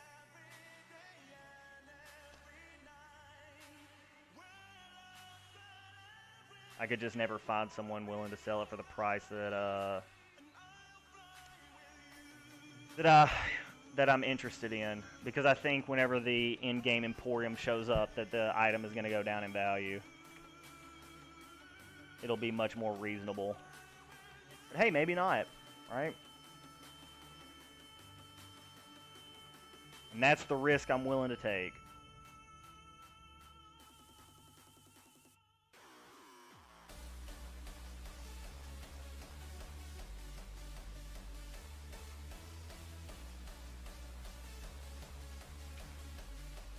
My first buys was Santa Sleigh, Death Bow, then Harvester plus Pumpkin. That's a pretty solid. That's a pretty solid setup. Hard to. I mean, you're about set after that, right?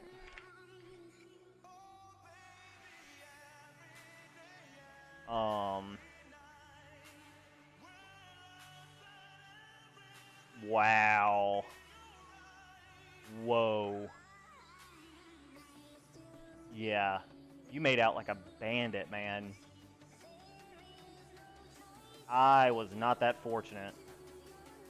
Well, okay, how much was engine whenever you bought it? That's a much even still, I don't even think that matters.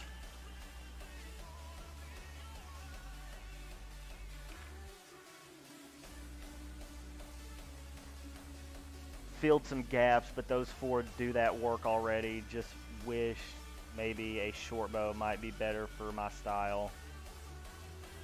Yeah, it's kind of one of those like shoulda, coulda, wouldas, right? Like who knew that there was going to be short bow, long bow metas? Not I. But I'm sure you know, they'll all have their place, right? Not much. Yeah, so I mean, you got in way before I did. Like way before. My Harvester alone was 1,400, and it was 100 engine less than what was in the market. But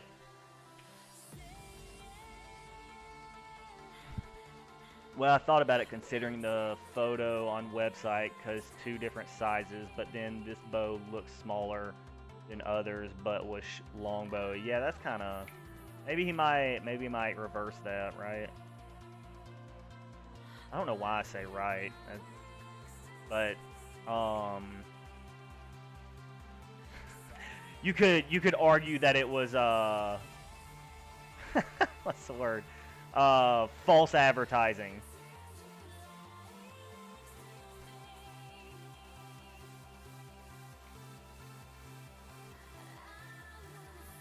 That'd be funny. I'm sure Cliff would find that humorous if you did it in like a lighthearted way and show that you were being like you were joking in the Discord. It'd be a mood lightener.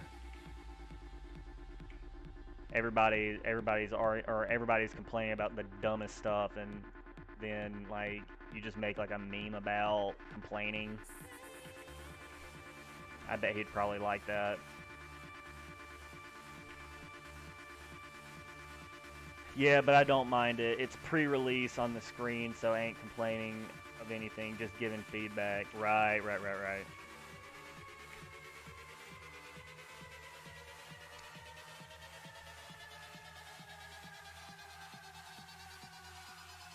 Yeah, this is all subject to change, right?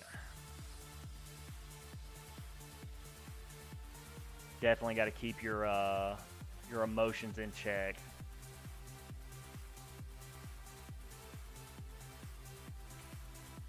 Don't do anything hasty.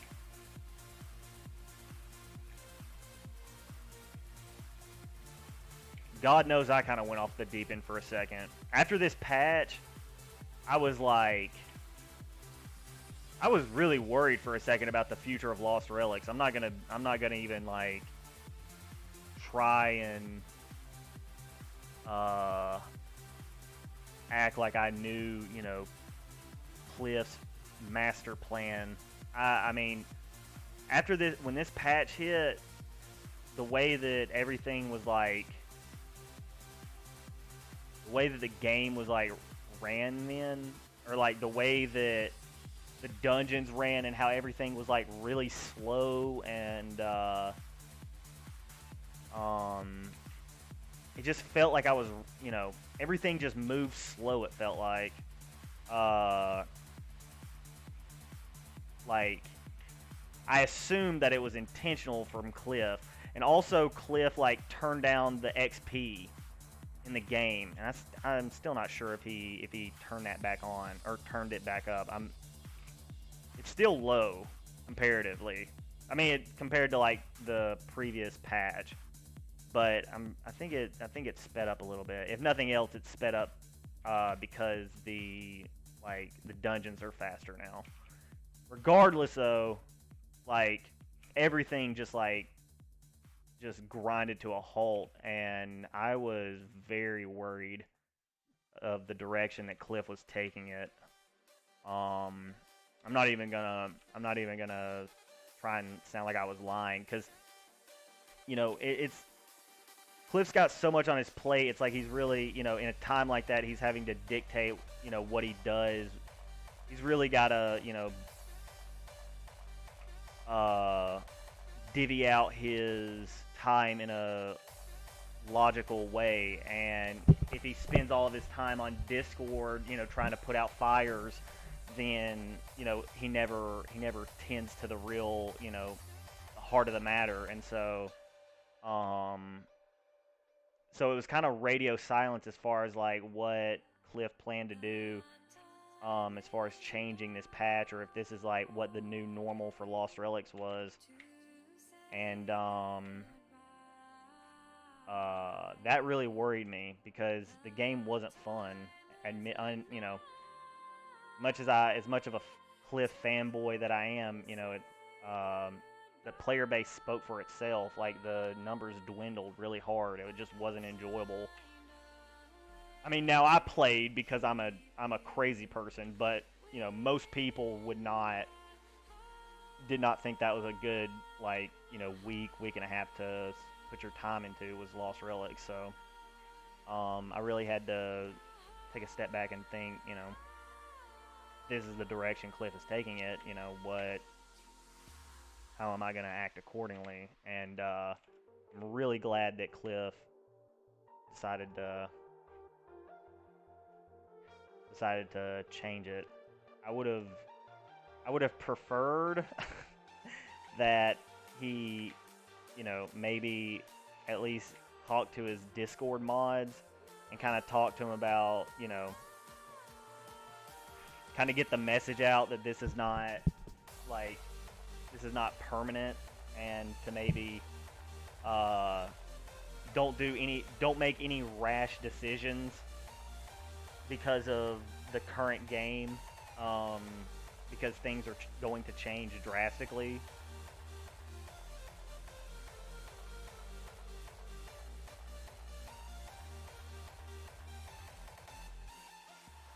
Played every week and will continue to play every week no matter the patches. Right, I mean, that's what I did too. You know, I learned to, you know, adapt and move on, but there's a real balance to, you know, you can't just making things harder. You can't just make the monsters more tanky and then turn down the attack speed on your character. Like, that's not really an interesting way to make the game more difficult. It's and that's kind of felt like that's what he did. So I won't say he reverted it, but he's tweaking it, which I appreciate. He's definitely swinging for the fences, and I'm cheering him on the whole way. So I want him to succeed. I really do. Believe it or not, I root for Cliff. I think it's really hard to do what he's trying to accomplish. and I think if he's able to do it, man, I mean, the world would be better for it. So, you know, how do you not cheer for a guy that's, you know, trying to make something for the betterment of society? You know, at least that's how I look at it.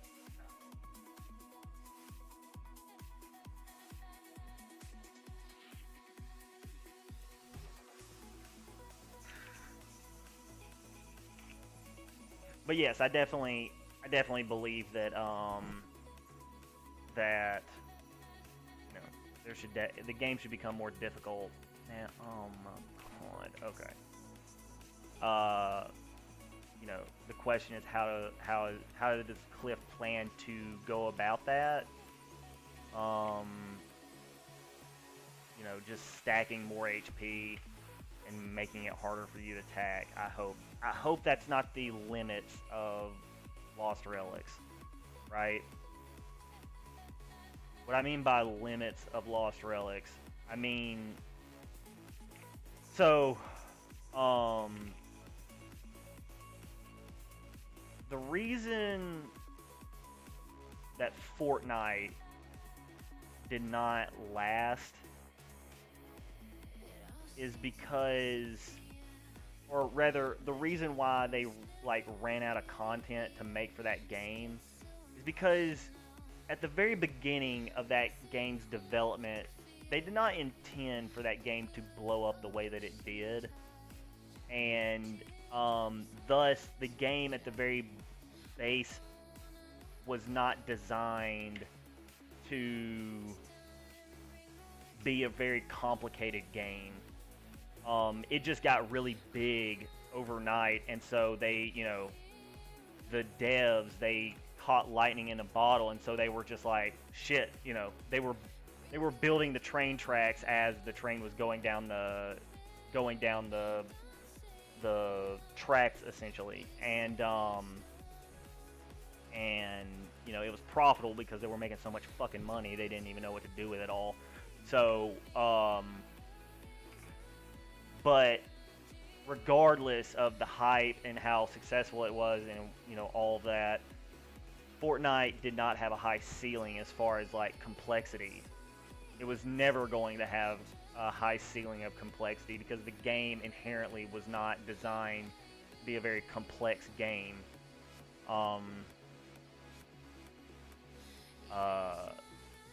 Give you an example. I mean, you know, another example on the opposite end of the spectrum is games like League of Legends, StarCraft, Counter-Strike. All these games have you're essentially, they look basic from the, you know, from the outside looking in. You know, it's the same map. It's, you know, the game structure kind of plays out the exact same, etc., etc.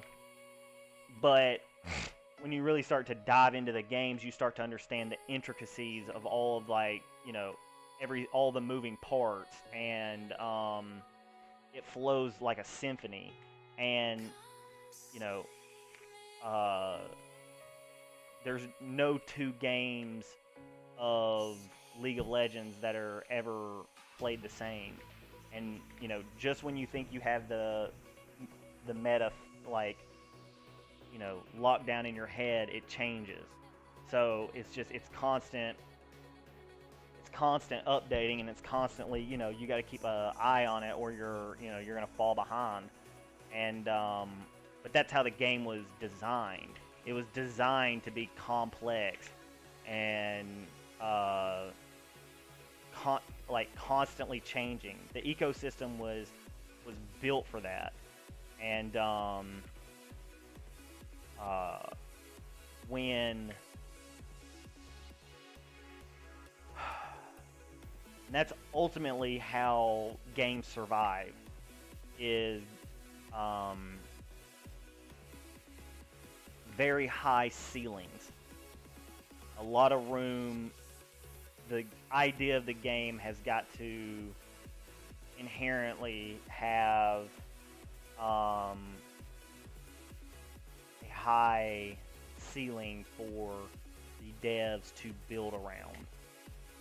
And I'm not sure. I haven't figured out whether or not Lost Relics has a high ceiling or not.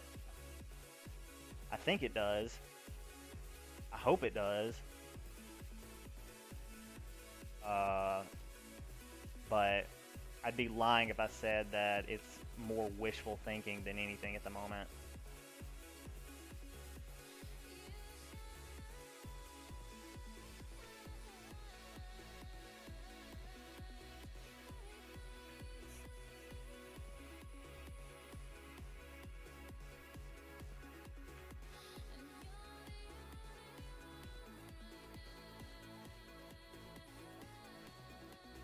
Okay, well, I might as well go, right?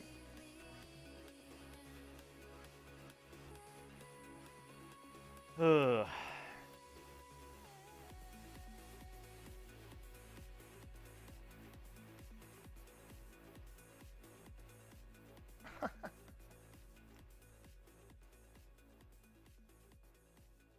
Oh, fun.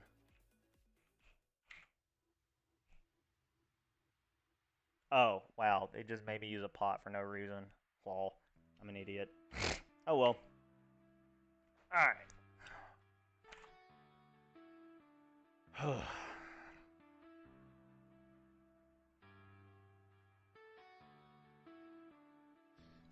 into the backdrop here, you could fade away. Bright lights on a starless night, been a hole in the dying day. Looking at life through a loaded gun. Dang. Alright. That's fine. I've got rocks I gotta farm anyway, so really not that big a deal. You'll find yourself alone. You'll find yourself alone. You'll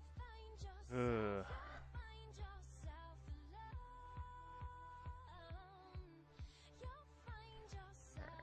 What do I need? You'll find yourself.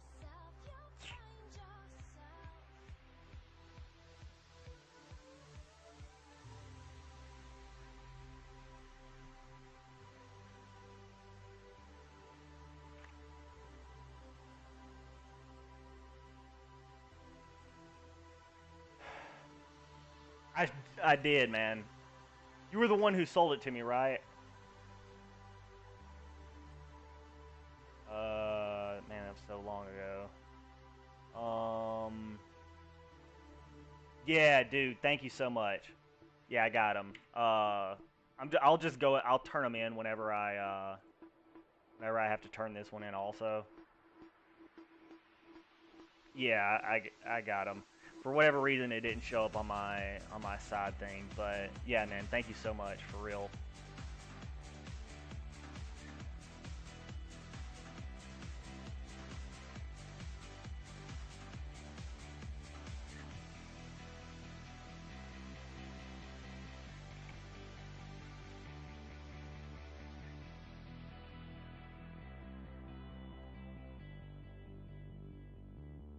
So what are your goals for this game, man?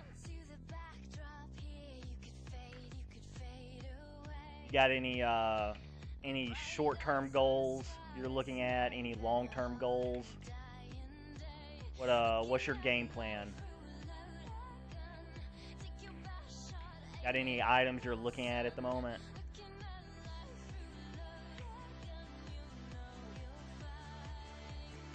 $40 all skills and engineering last, I think. Interesting. I mean, the truth is, if you get all the legendary tools and then all the legendary tools and then like never die, you're set. Right? You can focus on everything else.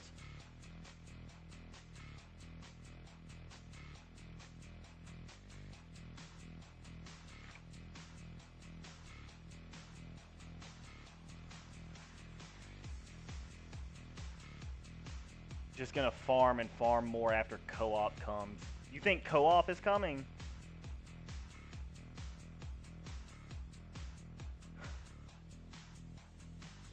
Drawn into the darkness here with your eyes on the prize at stake.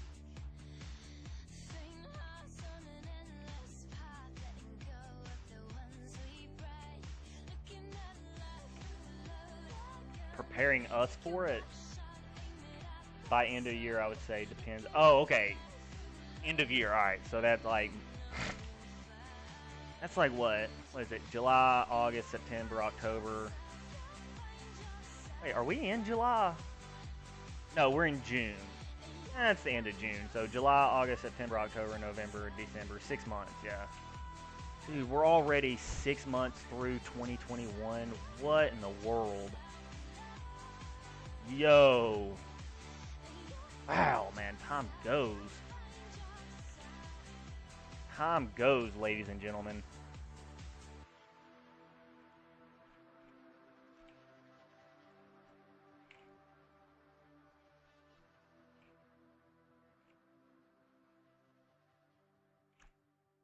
Seize the moment. You do not get the time back. Unless you have some sort of time machine, in which case, hook me up. Because I'd like to go back to 2010 to mine some Bitcoin. Find your reason. Um, Why are you gonna train? need fishing and mining to 40 now. Nurture it. And just learn Hang on. for yourself. And at the end of the day, Wanting to buy 2 to 3 good relics and a myth web, but now after patch is so easy, I probably won't spend money on that. it just comes down to Well, you never know, man. motivated you are You know, doing life. you you don't need it till you need it.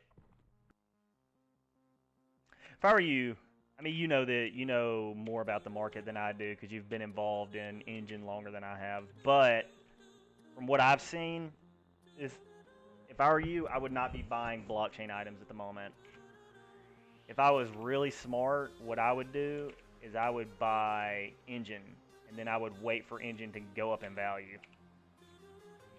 And then I would buy blockchain items.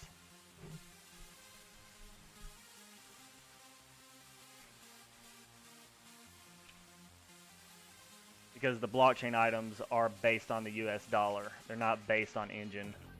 I learned that the hard way.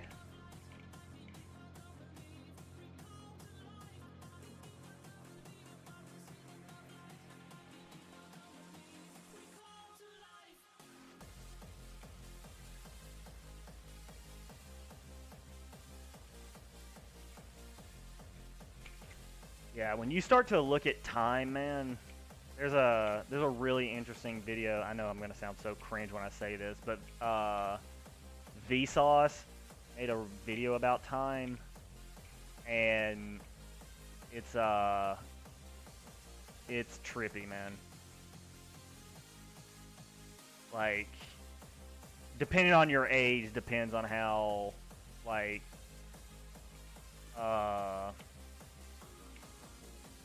how like wild it feels to watch, but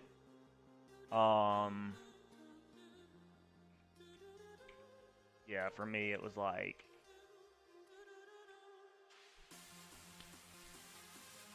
it was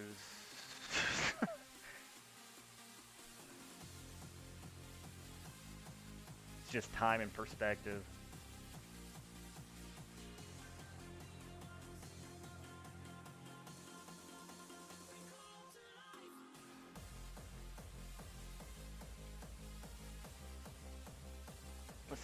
Let's see what you got. My goal for this year is to farm enough items to sell for 10K engine. Got 15K now, and my goal is 25K. I have high hopes for it. Minimum 10 and 50 plus in doable is doable too. Go for it, my man. I believe in you.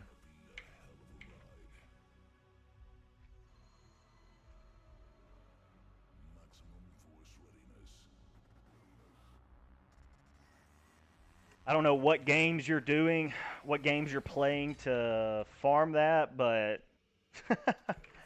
unless you're like, buying and selling on the market, in which case, uh, high risk, high reward kind of game, right?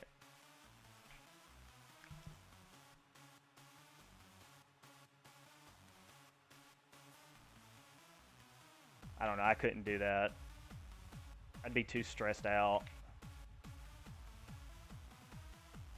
I'd be too stressed out for the fact that one day a whale is going to show up to Lost Relics and they're just going to buy all the Arca rings. Like, they're like, one day someone's going to show up in this market and then, like, I mean, every item seems relatively accessible.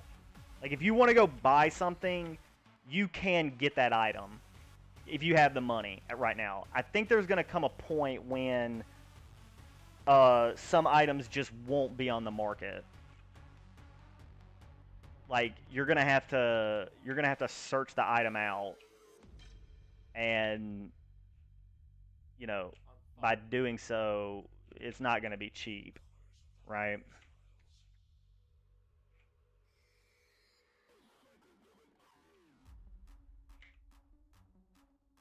How far away are we from that happening?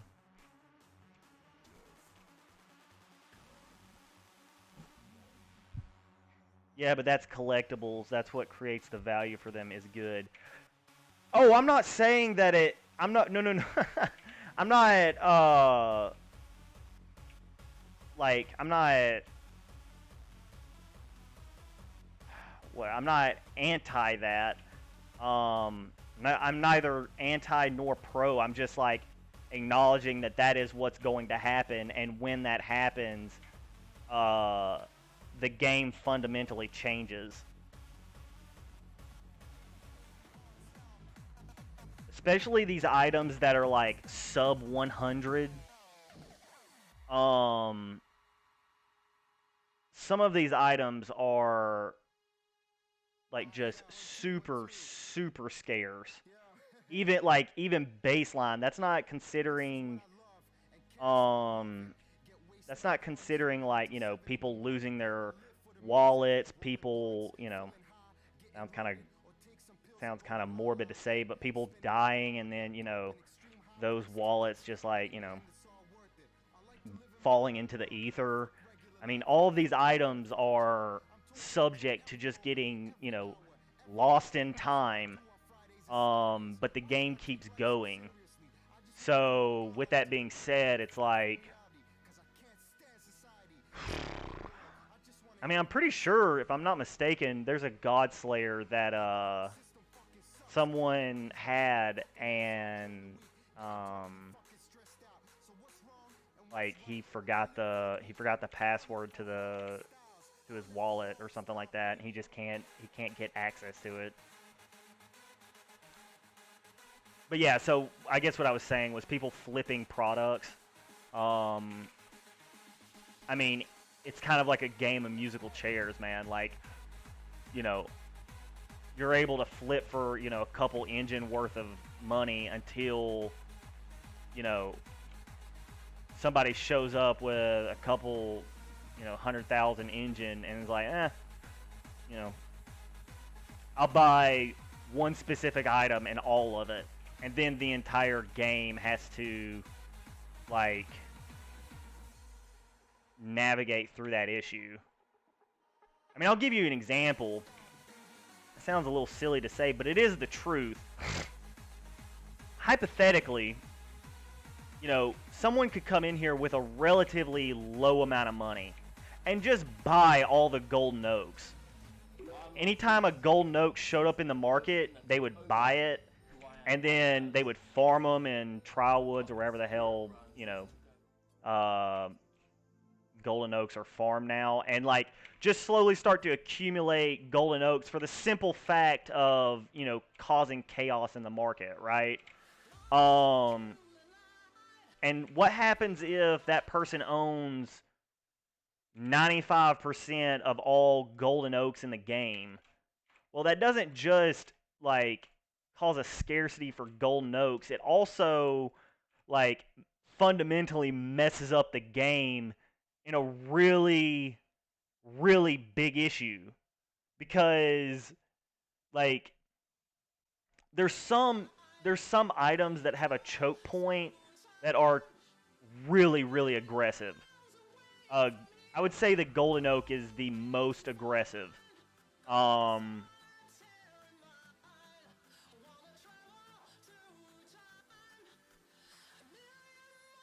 oh, okay, all right. Well, then engineering might not be so valuable.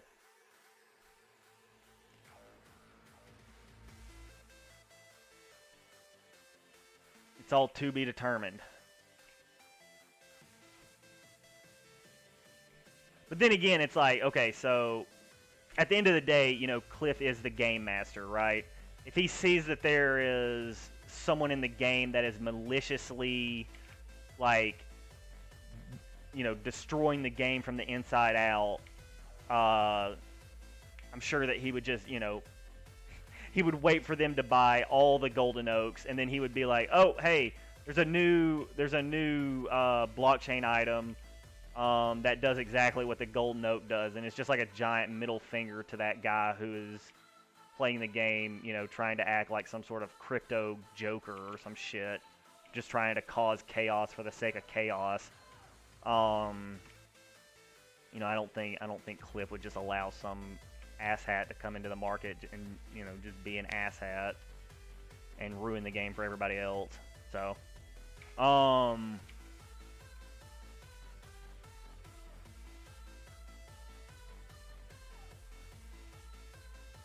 but yeah, it is a really interesting concept. Some of these items that have a tremendously slow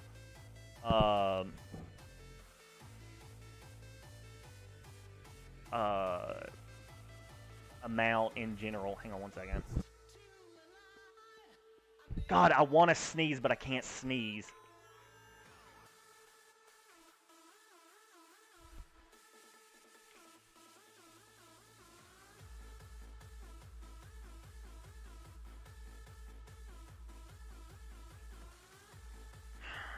Why do I feel like there was a way that I should have went? I didn't go. I guess maybe not. Oh, really? Golden oaks are... You can't farm golden oaks right now? Wow. I did not know that.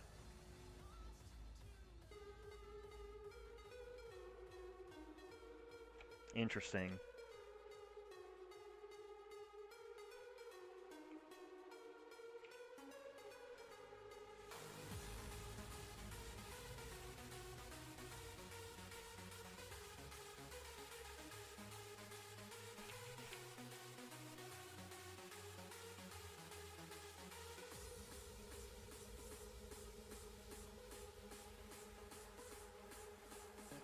Could also mean he wants them out of the pool for some other usage, maybe. Who knows? Yeah, now that gets into speculation that I have absolutely no... Like, I have no ground to stand on any of that. That realm of conversation is so outside of my wheelhouse.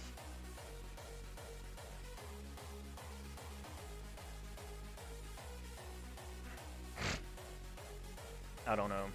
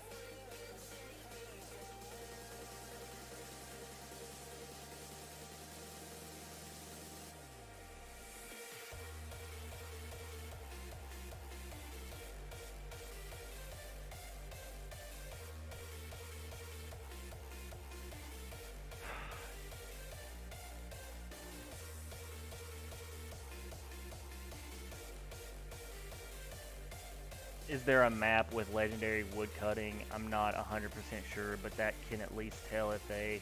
Ah, yeah, that is true. Because if you can't bring your legendary tools into the dungeon, then how are you supposed to how are you supposed to farm the resources? That's a great point.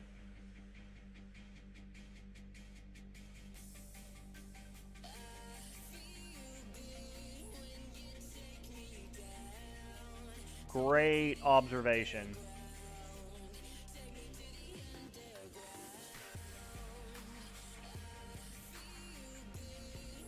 You might be right. Currently is the highest, and that's epic only. Then again, the legendary mining stone that no longer needs the mythical stonebreaker to be mined.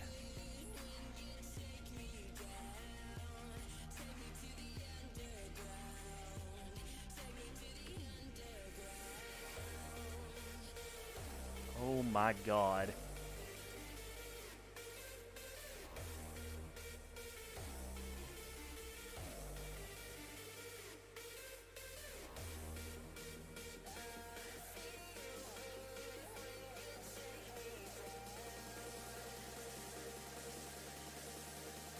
Why are those not breakable? They feel like they should be breakable. Oh, of course.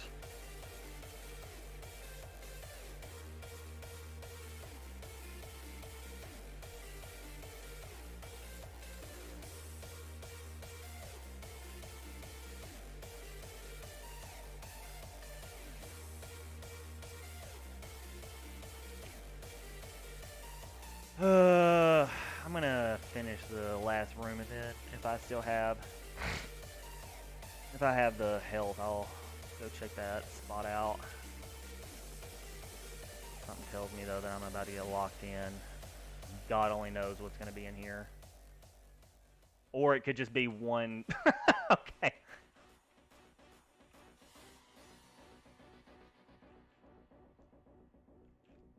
Alright. Well. This is our church. The Church of the Dark Side.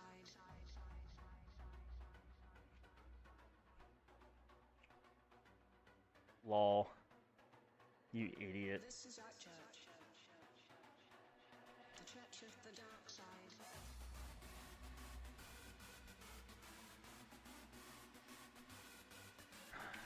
Alright.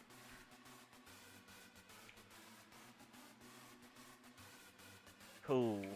Got it all. Awesome.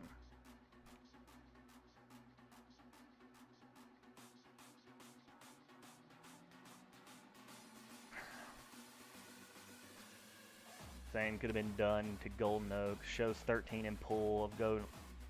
Yep. Well, that kind of definitely guarantees that there is no way to farm Golden Oaks at the moment. If we didn't come to that conclusion already, like let me be the dumbass to admit it to everybody. But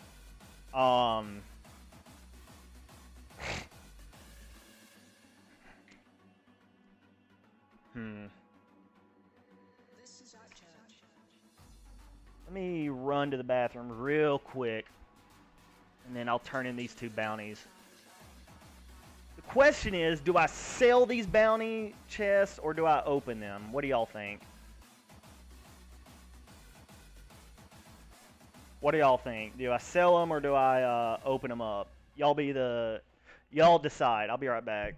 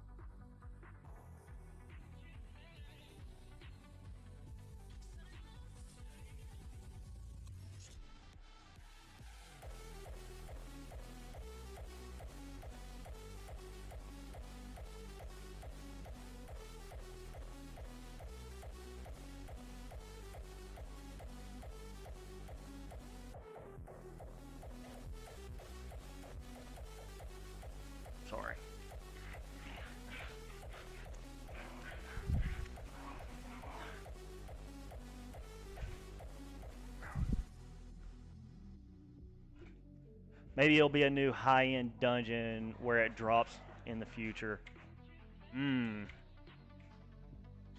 Either way, it might be really smart to run and get 40 wood cutting, because when that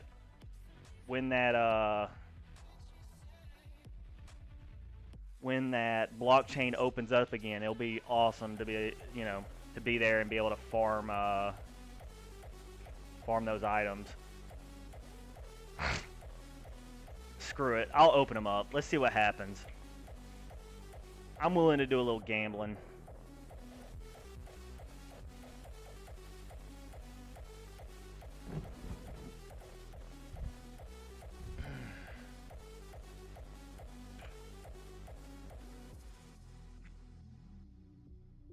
I mean, yeah, there's some of them. I mean, some of these chests are like, so it's really hard to sell them, you know? I mean, I'm pretty sure I saw something on Overseer where someone opened a bronze chest and got a legendary sword. So it's like, how do you sell a freaking chest when it's worth 7K, but you could get a legendary sword or a legendary, a legendary anything. Really hard to sell it. Oh.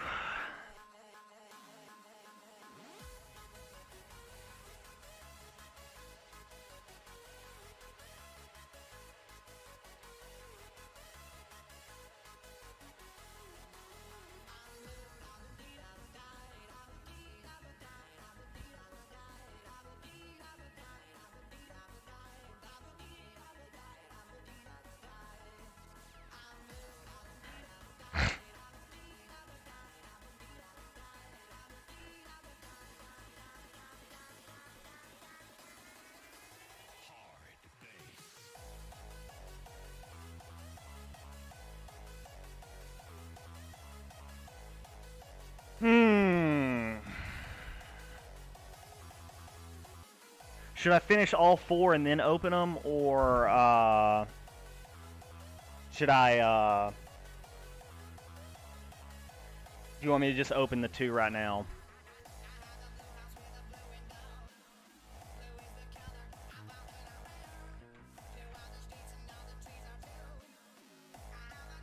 Yo, this music kind of sucks ass.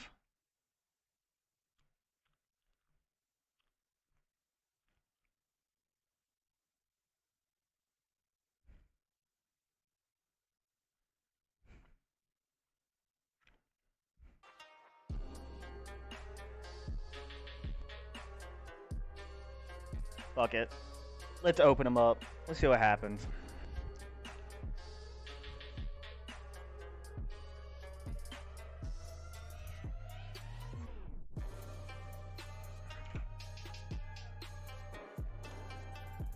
I'd love to know the odds, but I think the reason why Cliff keeps that so under wraps is because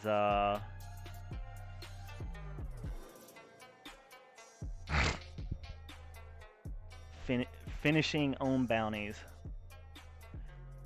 See, that's the excitement that I'm looking for. Is from Faith, man. If I'm gonna do this, I at least want some energy from y'all. You know what I'm saying? Even whenever I get stupid shit like this, I want. Got some demon cloth.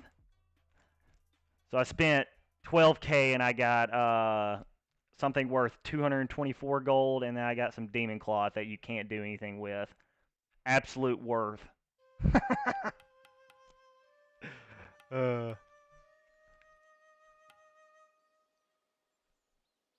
Holy shit.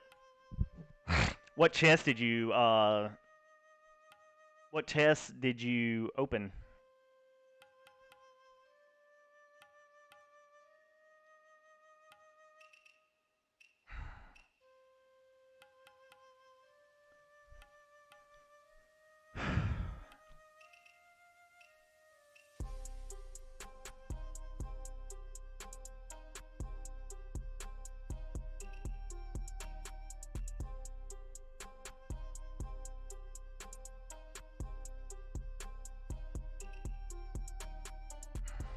3 silver and rest bronze. Don't remember amount of bronze.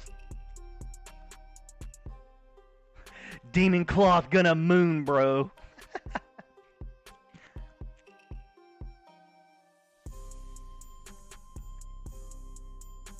Opened 100 bronze on Easter and like 10 goggles, some infernal hellfire, then just cloth and ancient flask.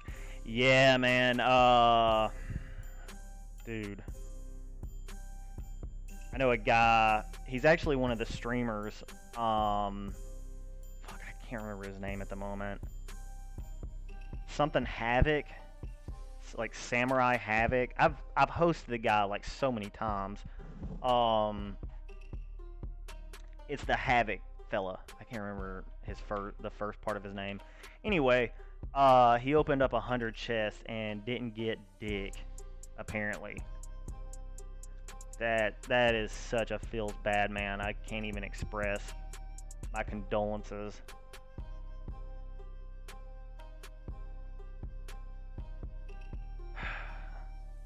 So, yeah, I mean the odds. If you look at it from like didn't even feel bad, wanted to each chest, not MP Havoc.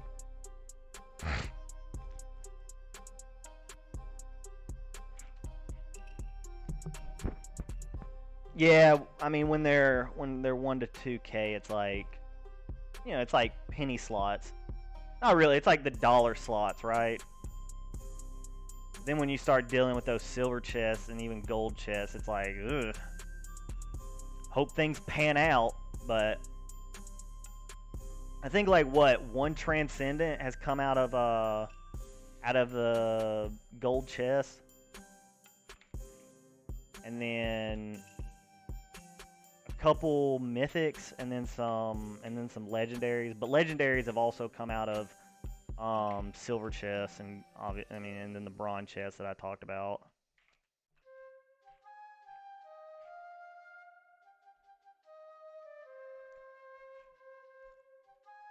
Was supposed to save all until this point of patch, but then just went YOLO one weekend. It's so hard. It's so hard not to open them, man. They're like Pokemon booster packs. How do you have the restraint to not open them? God, I don't get it. I have but then again, I have what's called fidgety hands. It's like nerves or whatever. And God, when I start getting that itch, like I can't hang on to them for real. I really can't. I mean, it'd have to be something like the gold chest or something. Lol, I'm doing the wrong dungeon. What am I doing? What am I doing? I completely just went the wrong dungeon. What am I doing? Right, I can't do that because I don't have that tool.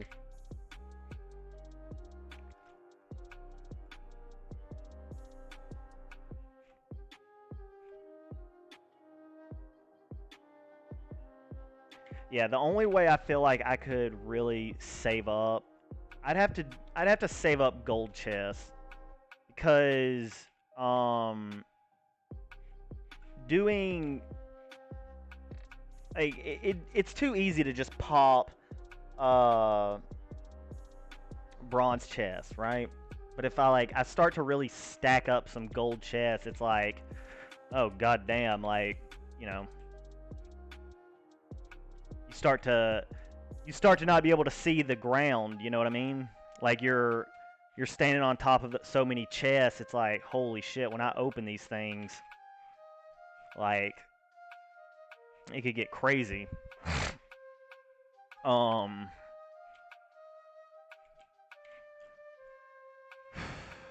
Like the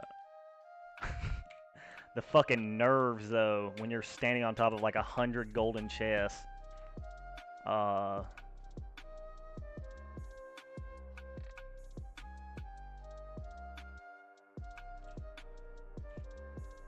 Yeah.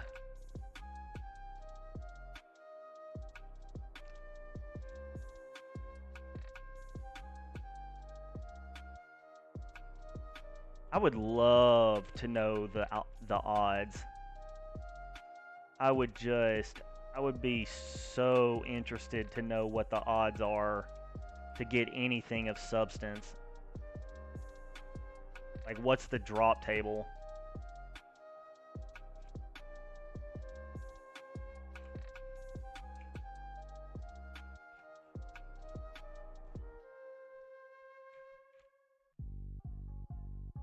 I'd imagine.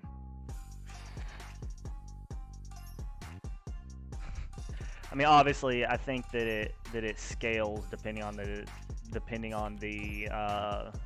chest, but maybe that's just what it is. Like, depending on the chest depends. Like,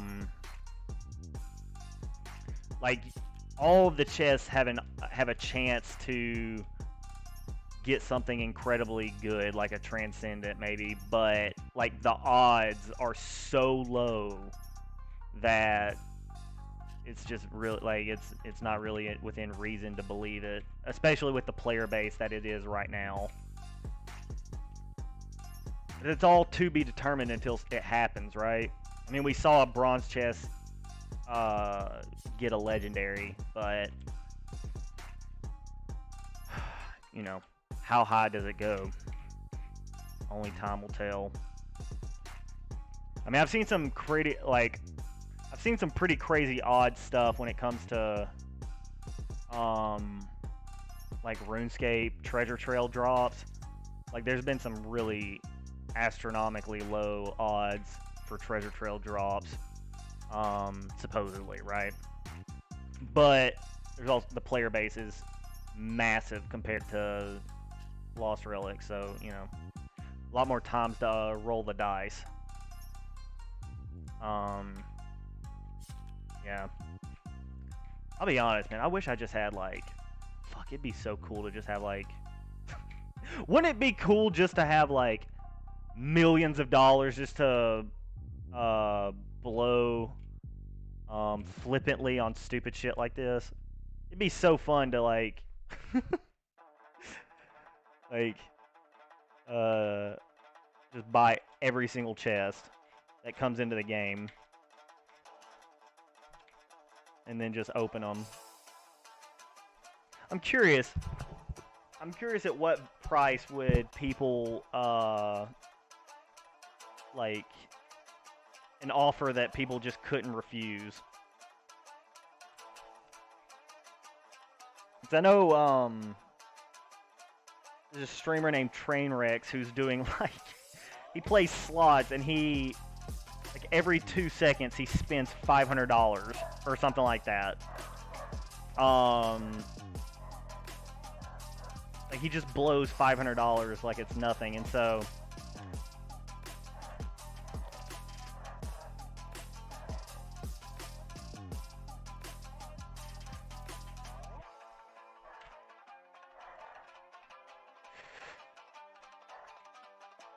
well, I think the back end of it would be so like, okay, hypothetically, like let's say the chest in gold paid for the blockchain items that you spend to do the bounty. Does that make sense?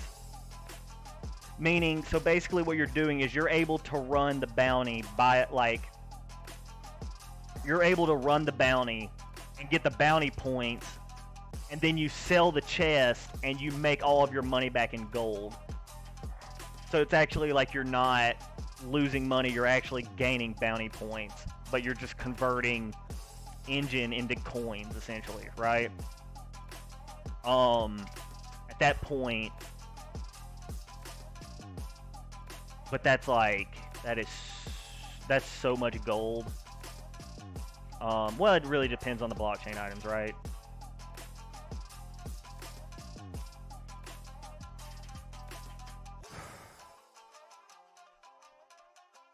I don't know. There's a lot of factors. I gotta be honest. I was expecting this Adderall to last a lot longer than it did. And it's not Adderall. It's actually the real good shit. What's it called? Vyvanse. It's supposed to be 8-hour Vyvanse, and I'm already starting to drag my feet. This is bullshit.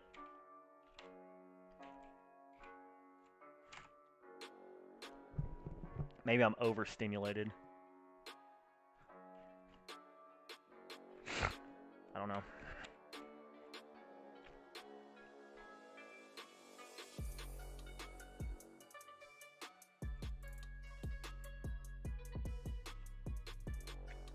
Sorry, the energy has just dipped. I just use caffeine pills, BCAA drinks, dude.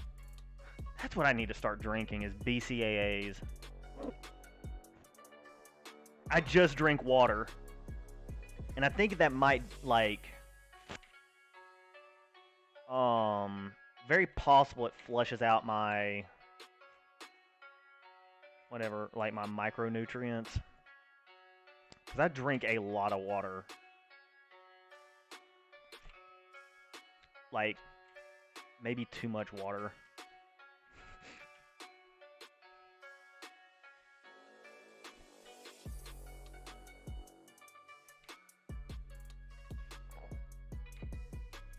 But yeah, caffeine pills is the GOAT.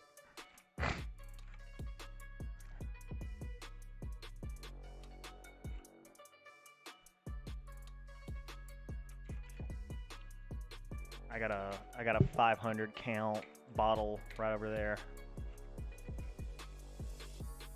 Oh, fuck.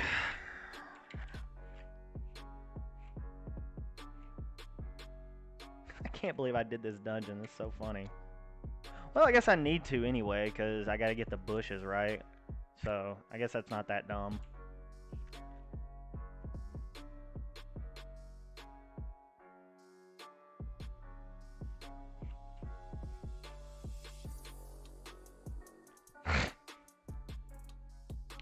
Bro, you just made a great point. I'm gonna, after this run, I'm gonna go make myself some BCAAs.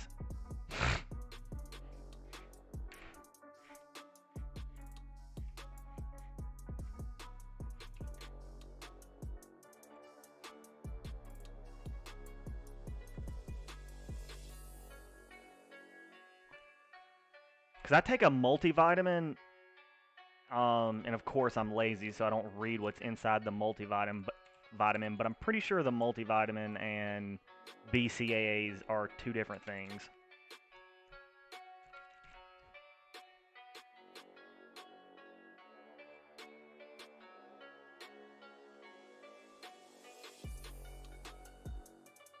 I just feel like I'm getting lightheaded.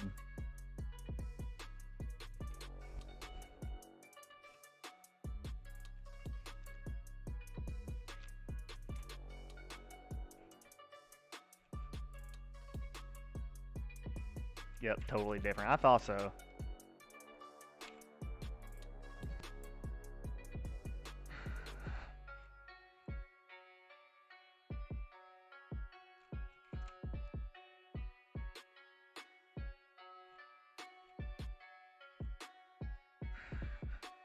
It's embarrassing how little the general population knows about their own body.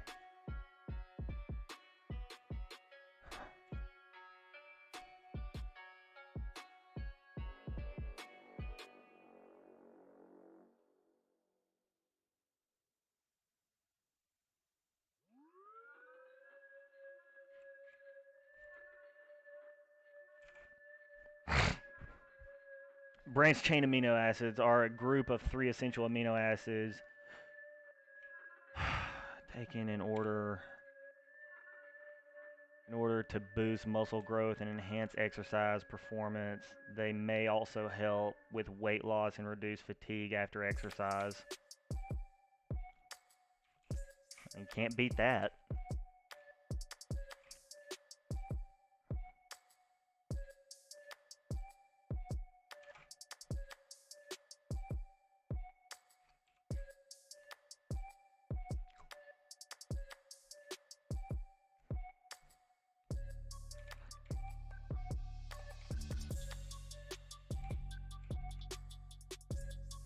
Problem is like all, 'cause that's essentially what like Gatorade is advertised as, right? But all Gatorade really is, if you read the ingredients of Gatorade, it's salt. That is literally all that is in Gatorade is salt and sugar.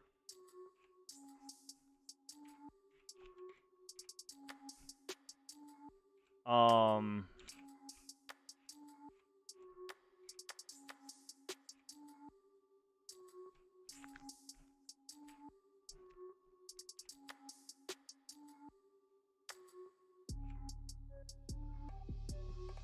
hang on. A brand of non-carbonated sports drinks designed to supply the body with carbonation and replace fluids and sodium lost during exertion, and electrolytes nowadays also, I think, in Gatorade, that is. Oh, really? Interesting.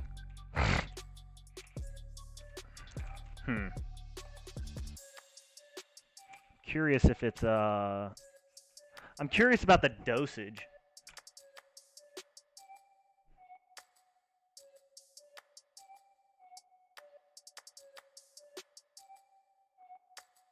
But even still, man, it's like so much sugar.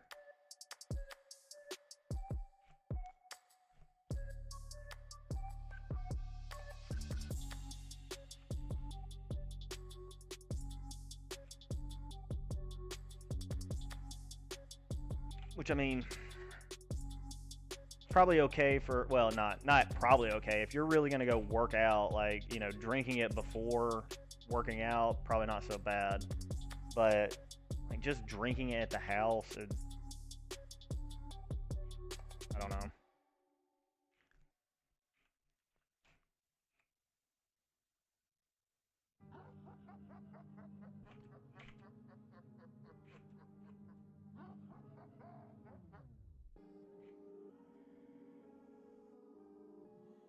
Lol.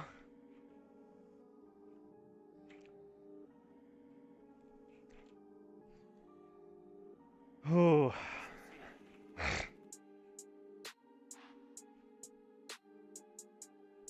I mean, yeah, that's a great point. If you're bored with the difficulty, you know, you can always make it harder. The real problem is making the dungeons easier. from our point of view. That is the uphill climb.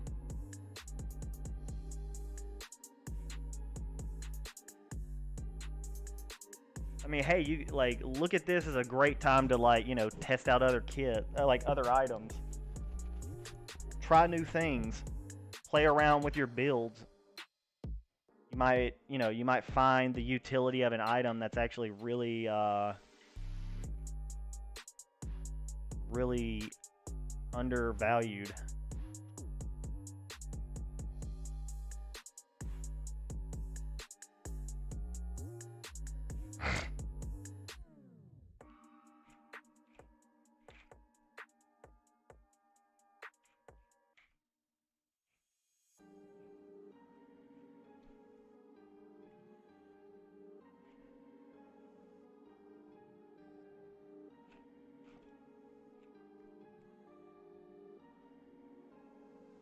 Oh boy.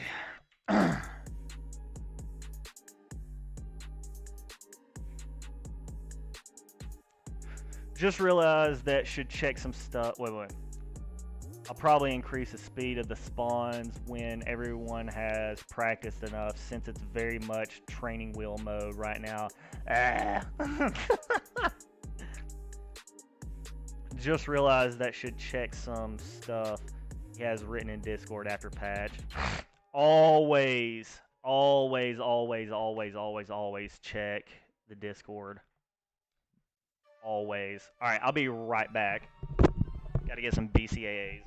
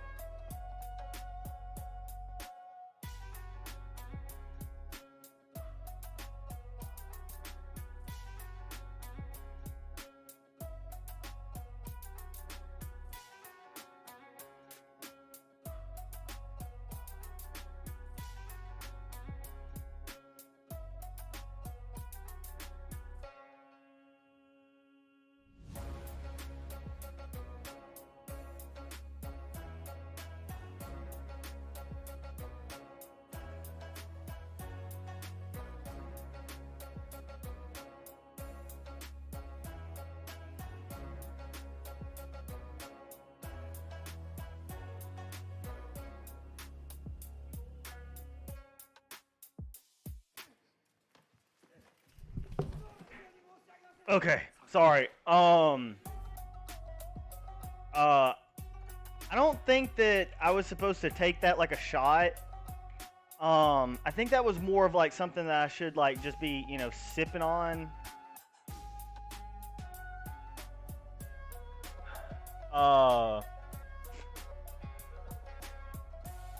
Yeah. Jesus. That was a really big scoop, and that was not very much water.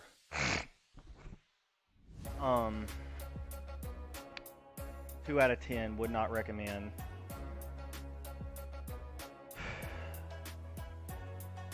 It's more of like, you know, a Kool-Aid situation, I think. Let's see.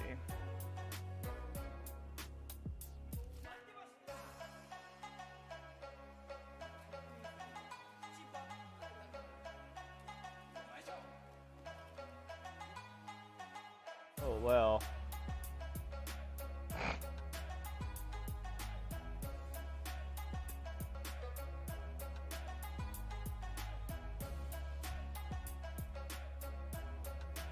All right. You know, actually, I think I'm gonna call it. So, I've been on for almost 4 hours, so I'm fading fast. So I think this is it for me. But guys, I appreciate y'all hanging out as long as y'all did. You know, if you haven't followed me yet, be sure to do that. I'll more than likely be here tomorrow. So until then, be safe, don't do drugs, and yeah. Goodbye.